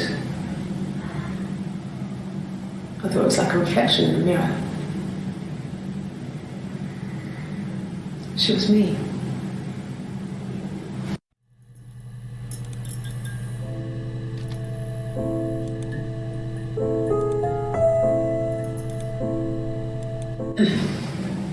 Yes.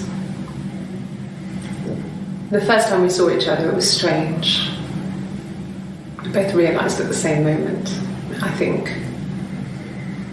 We must have seen each other before, but there was this instant when we first realised it wasn't a reflection. The reflection was staring back. I think I was 5. It was my birthday. My reflection was wearing a party hat and waving. I knew what party hats were from books. And it suddenly occurred to me, today must be my birthday. I waved back and we just spent ages waving at each other and sort of copying each other's movements.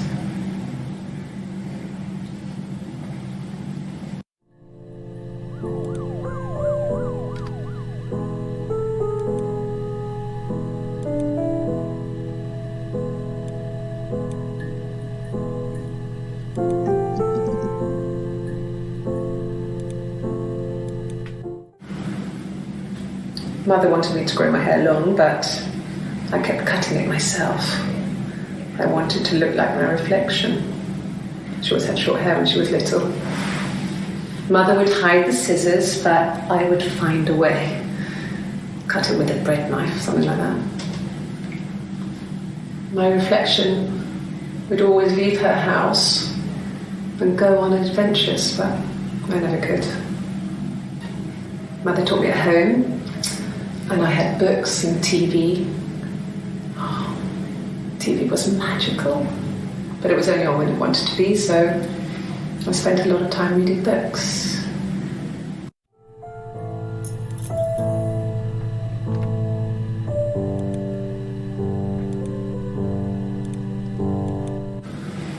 Fairy tales. Stories about lost princesses, evil witches, magical mirrors and lost children. So you see, even before I knew the truth, I'd found it in those stories.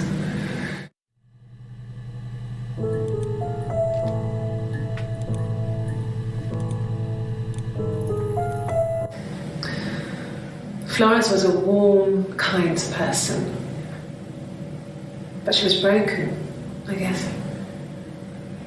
When I found her diary, I also found a biscuit tin with other stuff in it. Older papers, letters, that kind of thing. Her story was in there. I never really spoke to her about it. I was far too young to really understand, I guess. I just put it together later, once I was older. She had loved children, planned to have a large family, but her husband died in the war. And that was back when you married for life. She never felt like she could marry again. Isn't that strange? She was a widow from her 20s. But, I mean, I guess it was different then. You know, you married for life and she felt she could never marry again. I guess it was harder, a war widow. One of the dead. I don't know, maybe there was more to it than that. I don't really know.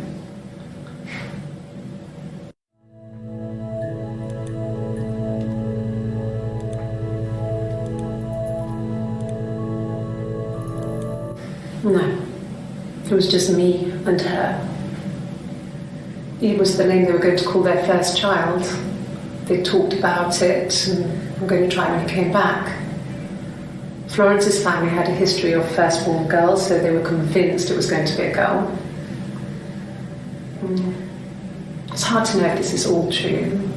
These are stories I remember that I read when I was a child. Maybe I misread, maybe I misunderstood.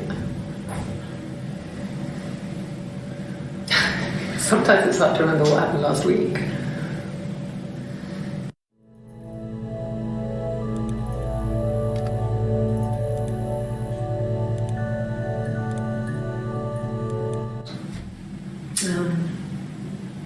When I was 8, Mother died. She slipped down the stairs. It was an accident. I had read a diary at that point, and I knew she wasn't my real mother. So I burned the diary that day, and I left. Walked out and across the street.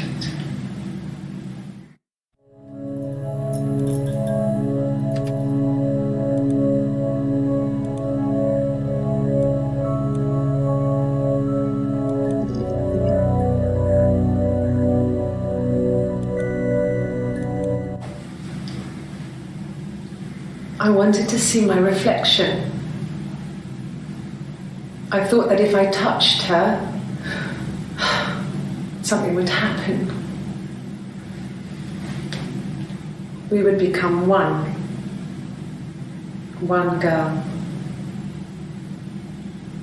The fairy tale was over, the witch was dead, and I'd be restored to my rightful place.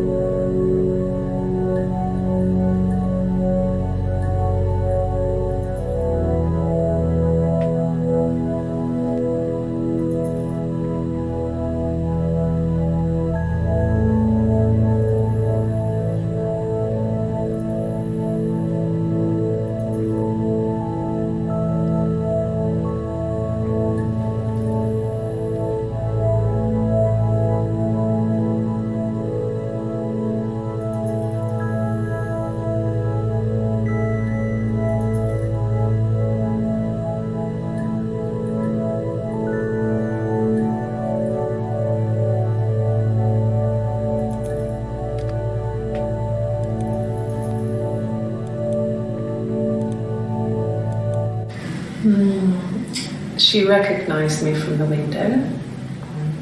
She told me to come inside, and she hid me.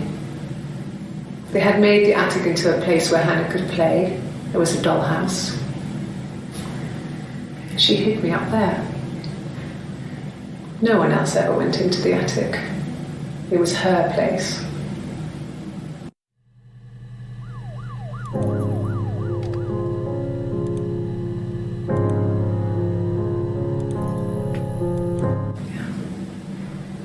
I'm not sure where the dollhouse came from.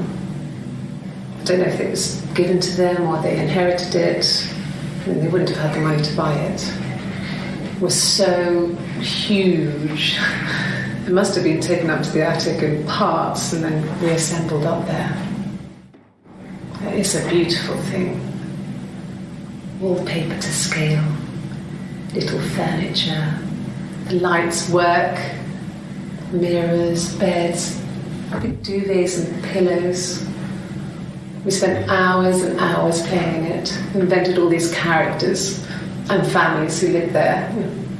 We wrote paperwork for them all, passports, diaries, and gave them all really elaborate stories. Once, a moth got trapped in there. We'd left a light on. It was making the most horrendous noise. We tried to kill it, but it was tough. We ended up crushing it under a copy of the Arabian Nights.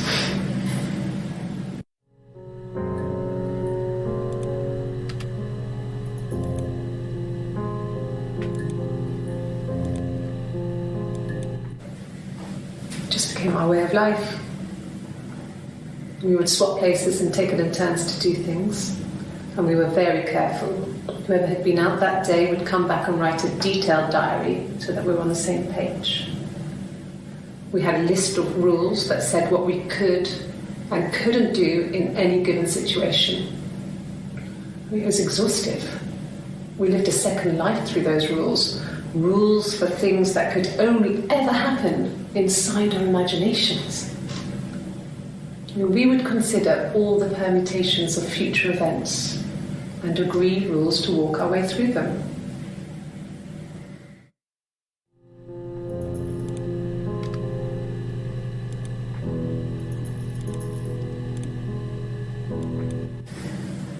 If one of us got hurt, the other one would have to be hurt too.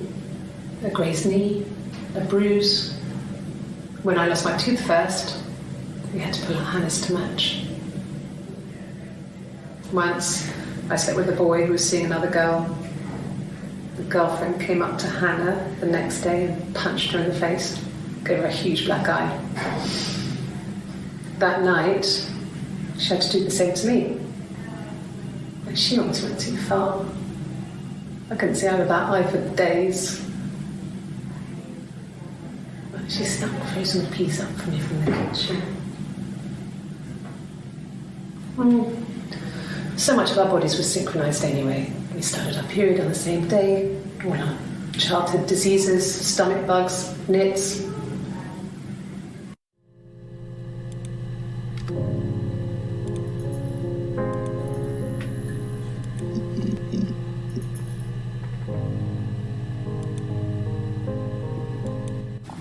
Mum and Dad had never had any reason to notice. They were always busy. If Hannah was eating a lot, they didn't mind. She didn't put on any weight. That girl has a healthy appetite. If they heard us talking in the attic, they just thought it was Hannah playing one of her games, and that Eve was our imaginary friend. Once, she was already up and dressed and ready to go to school, and I snuck down for a piss. Mum saw me in my underwear. She went mad. Get dressed this instant! So I ducked into our bedroom, and seconds later, out came Hannah, dressed and ready. Mum was amazed.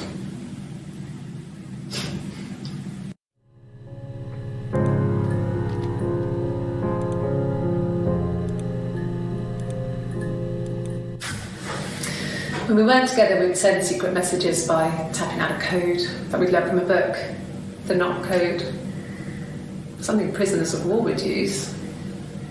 We'd tap them out on radiator pipes or the attic floor.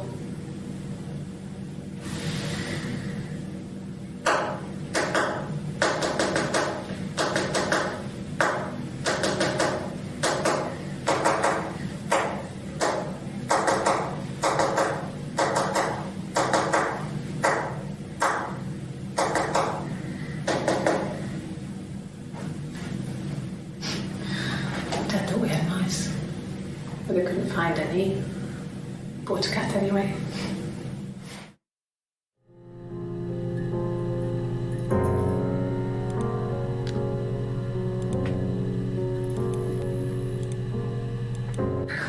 We loved our cat, Domino. He had this little bell around his neck to stop him from killing birds in the garden. And we used to write each other notes and put them in the bell, and we could send them to each other. Mum found some of the notes once, and she thought I was just writing to myself because our handwriting was identical. And we had our own words for things, so she didn't quite understand them anyway.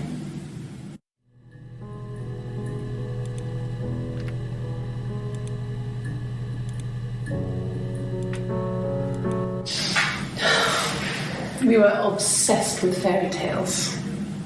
Not just the pretty, pretty ones, but the traditional ones.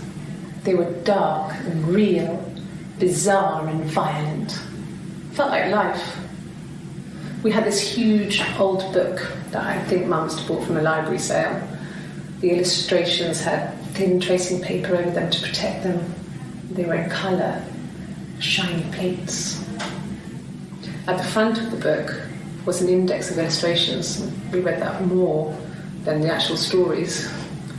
We'd read aloud the captions and flip between pictures. There was something intimate about peeling back the tracing paper, undressing the pictures.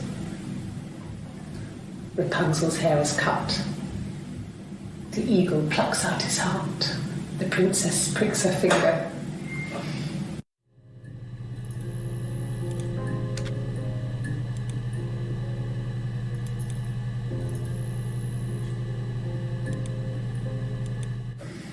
There were always princes and princesses. They were the special people, more important than the other characters in their stories. We knew we were like that. Twins. Magical. We were the princesses. We had a poster of Princess Diana from the newspaper up in our attic. Had pride of place. And underneath we used to put all our special things. When her engagement was announced, we were obsessed with everything she did. And later, when her life went so bad, we felt for her. Her divorce last year just kind of drew a line under things.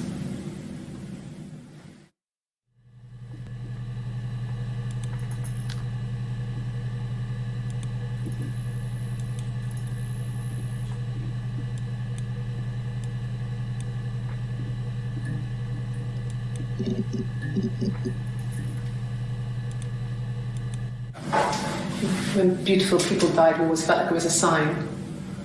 You remember Princess Grace? Grace Kelly? She died in a car crash the year before we met Simon. We used a Ouija board to speak to her, and that gave us the power to find him. That's what we thought then. That people who died tragically leave some kind of magic behind. We used to share dreams. We used to wake up and write them down in our diaries immediately and compare them.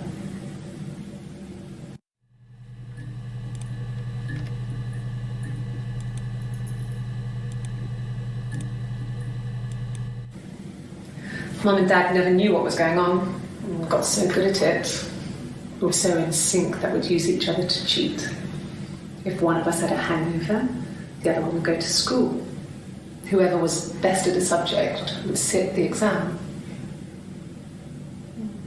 There were lots of differences between us.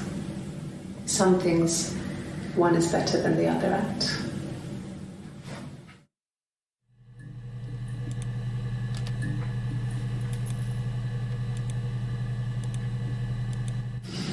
Differences? She's a better driver than me. She passed the test for us. I tried to take it and nearly crashed the car. Learned that you can't rely on confidence to get you through everything. She is the shy one. She was especially shy around boys. If Hannah liked a boy, I would have to pursue him.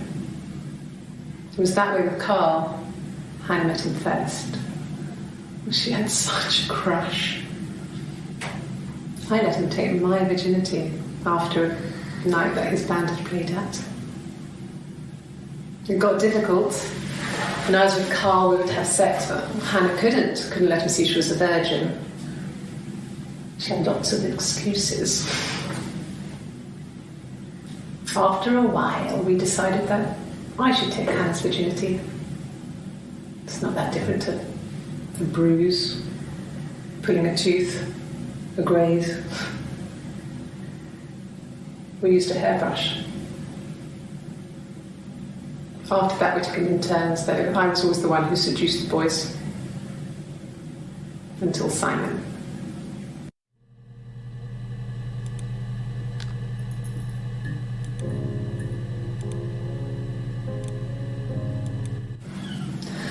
Hannah was so smitten with Simon.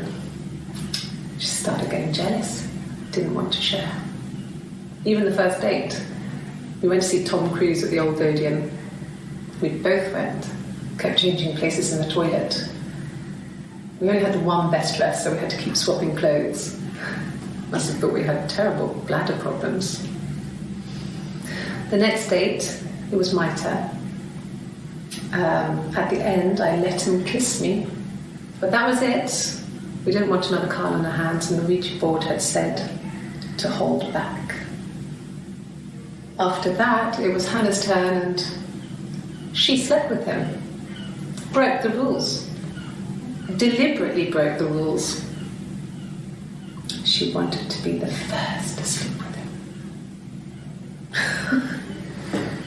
I mean, that's when she got pregnant. From that one time.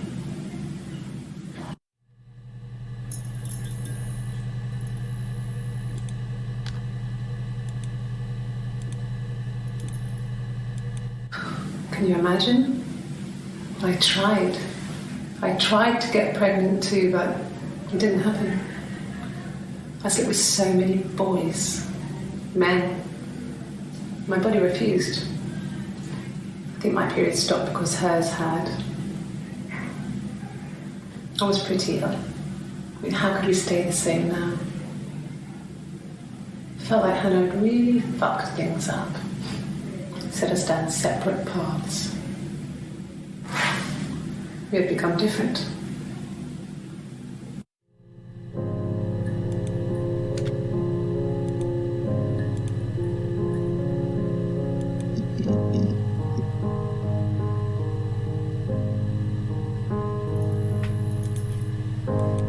No.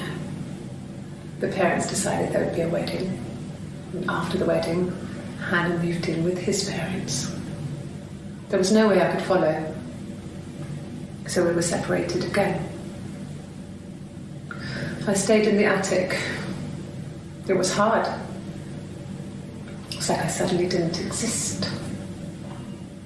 I would sneak out, but in case anyone recognized me, I started wearing a wig. Hannah and I would meet up in the park. I was trying to get pregnant. But I couldn't. I mean, I couldn't do it with anyone we knew, so it was sex with strangers. Drunk guys I'd met in clubs, parks and alleyways. I was 17. It felt like I was being punished. But it was Hannah who had betrayed us. I had to stop when one of the guys gave me an STD.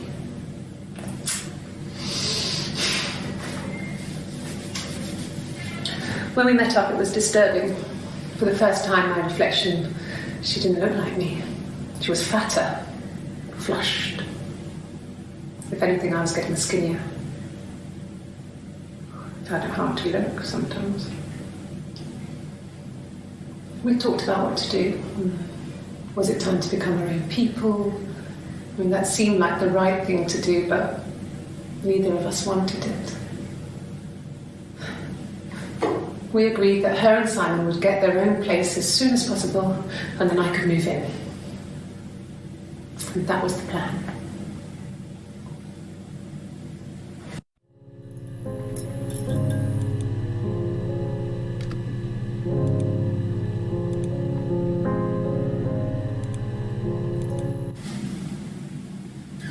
Hannah had a miscarriage. This was late in the pregnancy and it left her infertile. Felt like the universe had corrected its course. We were aligned again. But Hannah and Simon were still living with his parents. They were married. Simon had a job at the Glaziers now. Eric had given him a full-time position after he left school. And then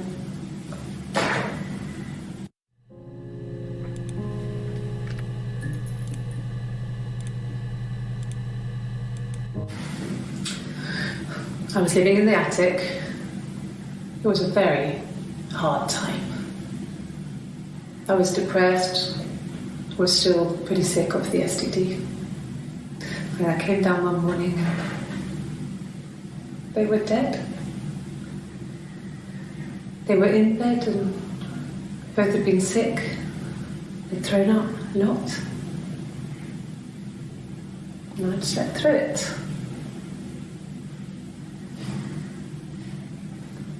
The police said it was the mushrooms they ate. Dad was a mushroom expert. He used to take us picking with him and he taught us how to recognize them. And there's no way he would have picked death caps.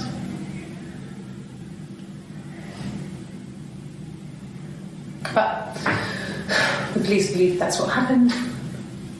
They never even looked in the attic.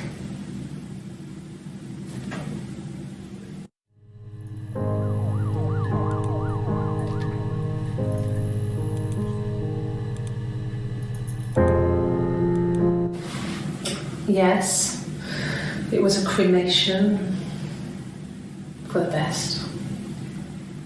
We both wore black and had veils, so it was easy. And after the funeral, everyone came back to the house. Hannah served up sandwiches, and I stayed out of sight.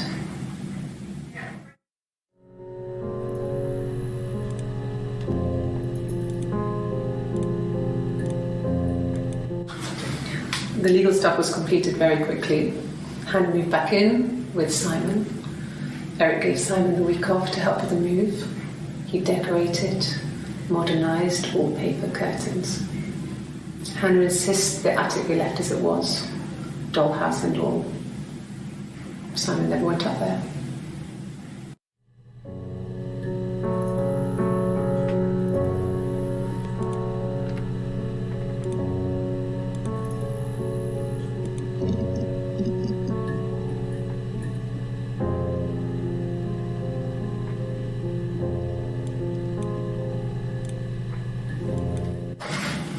It lasted about 6 months. I tried to carry on, but everything was different. Hannah insisted I not pretend to be her around Simon, let alone sleep with him. We didn't share him like the others. The rules had changed. Me living in the attic had become weird in a way it hadn't been before.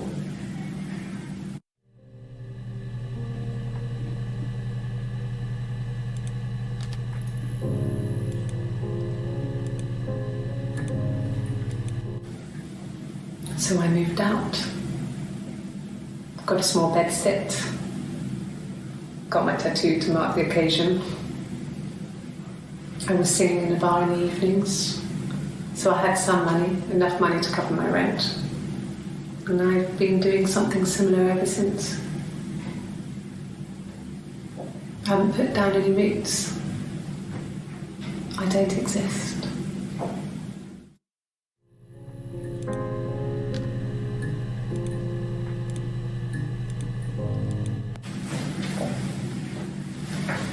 He saw me singing one of my shows, pure chance. Not sure I remember what he was even doing there. Afterwards, I had a drink at the bar and he came over and we got talking. I knew who he was. Obviously I knew who he was, but he didn't know who I was. He was fascinated by the likeness. Guessed my name from my tattoo. Told me it was a palindrome, well, that would impress me. I enjoyed talking to him.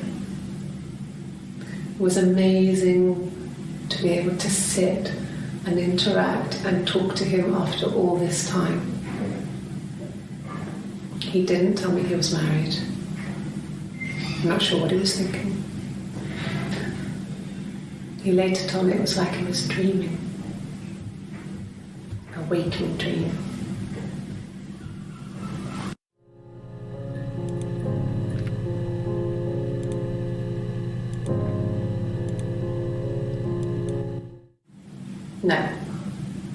No, he wasn't wearing his wedding ring.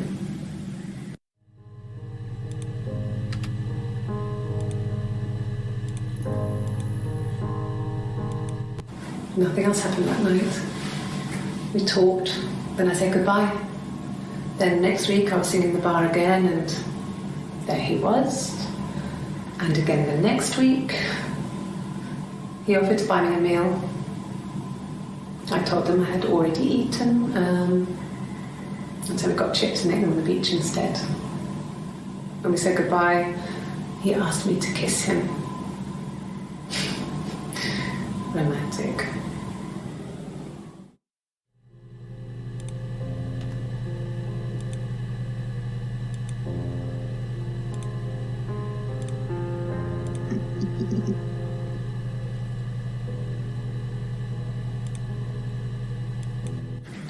Yes.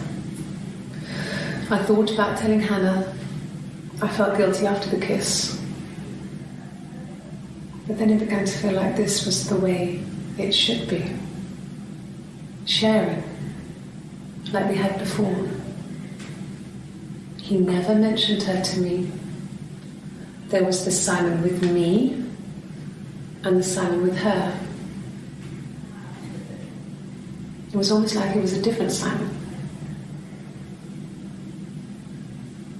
But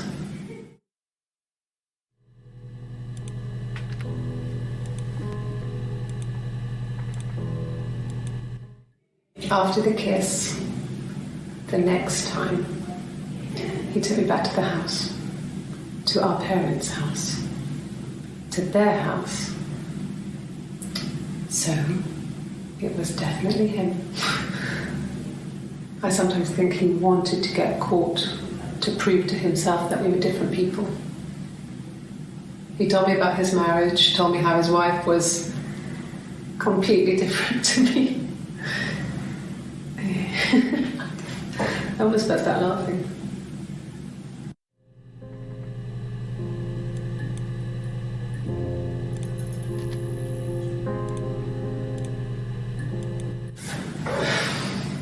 I think it was that time, the first time at the house, in his bed, that I got pregnant. Amazing, right? This fucking magic sperm. And they say lightning doesn't strike twice. I didn't tell him. I missed 3 periods. I had pretty irregular periods anyway, but 3. I had always thought we were infertile. Both of us. I didn't tell him. Just waited. Hannah and I were meeting for our birthday, and I told her because I thought she would be happy for us both. I think she was.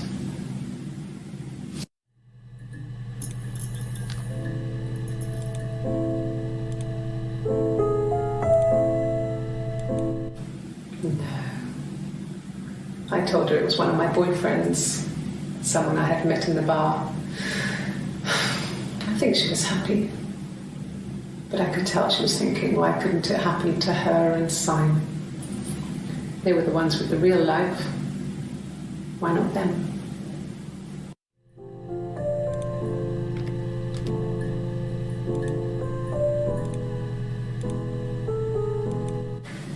Then she told me she wanted to help more. She said I should move in with her. She would come clean with Simon about me. I was family. I couldn't have a baby in a bedsit. I told her I didn't want to tell Simon. Told her to wait for the time being.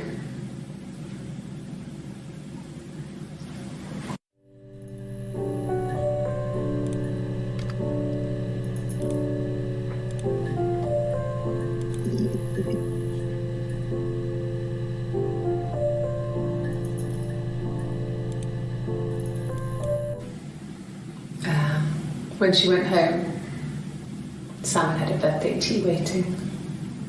Afterwards, she told Simon about me, told him I was pregnant. She wanted me to move in with them, this sister he didn't know she had. She knew that instant. The look on his face.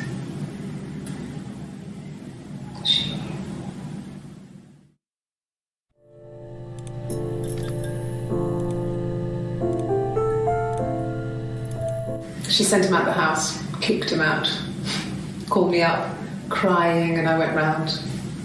I guess I had a feeling I could hear something was wrong in her voice, but I wasn't sure what it was. She called me sister on the phone. She never calls me that.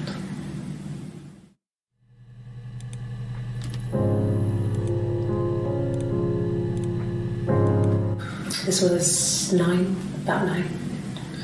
I went round and she was waiting for me. She was furious and so angry, the kind of anger you can only have towards yourself.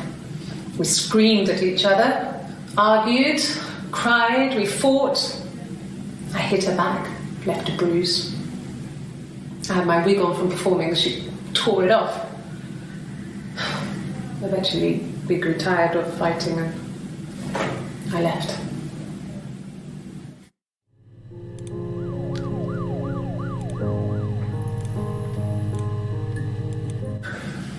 It's like I told you before, I drove. I took the car and drove.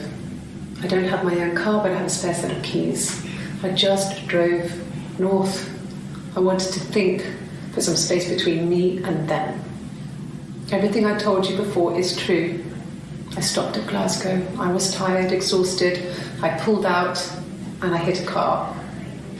My car was okay, but I was worried about the baby, so I went to A&E to get the okay.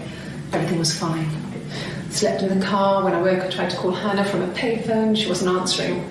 And then I decided to drive back. I had decided that she was more important to me than Simon.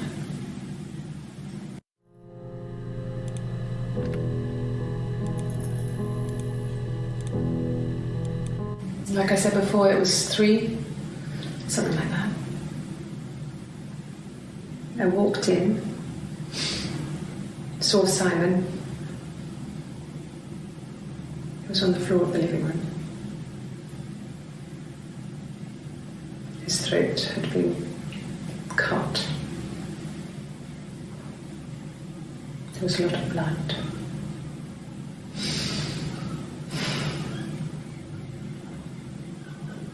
Yeah, he was dead.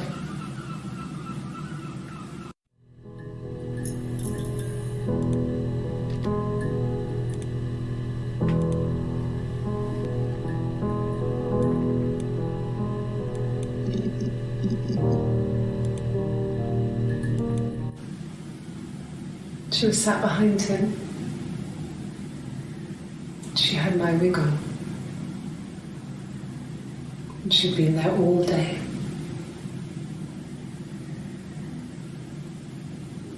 And she had blood on her.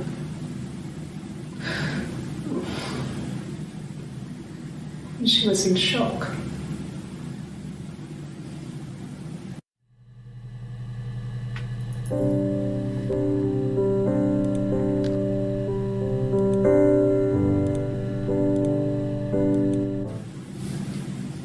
Her story is that she'd waited for him to come back.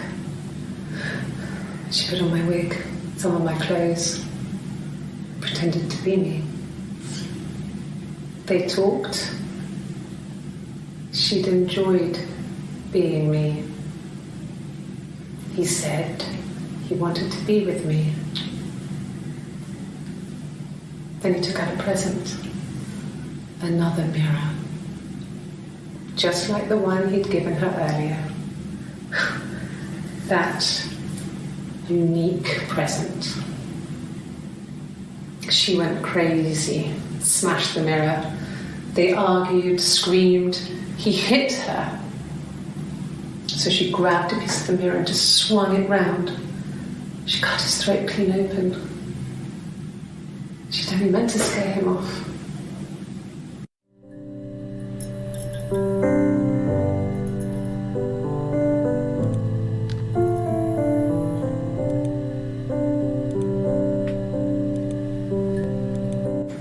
It happened very quickly.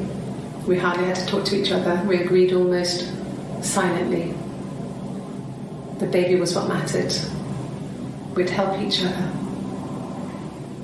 We cleaned up. We bagged up the broken mirror, her clothes. They're gone. We took him down to the cellar. We knew we had an alibi, and we wanted the body to be found later. We wanted to have suspicion on us so we could then disprove it rather than have it linger.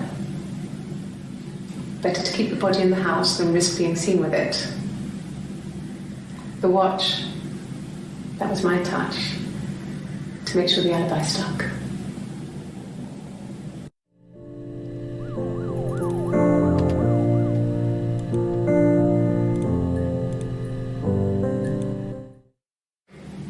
my sister is gone. And she's never coming back.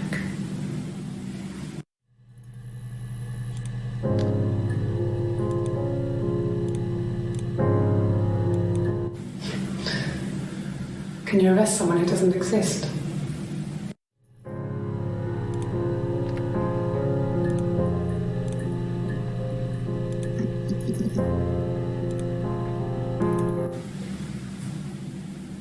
I'd like to speak to a lawyer now. Please. You have no murder weapon. You have nothing. And all these stories we've been telling each other, just that. Stories.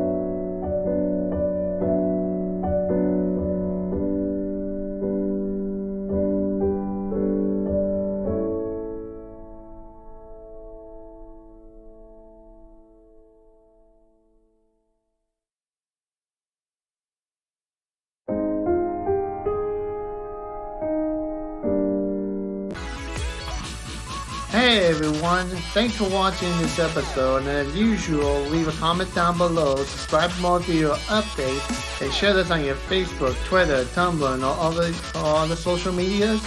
And don't forget to hit the subscribe button and to turn on the notification bell to stay up to date on my YouTube channel. And if you guys want to help me out in some shape or form, I do have a Patreon account down below in the description box. And as usual, thank you for watching everybody, and have a pleasant day. Bye bye.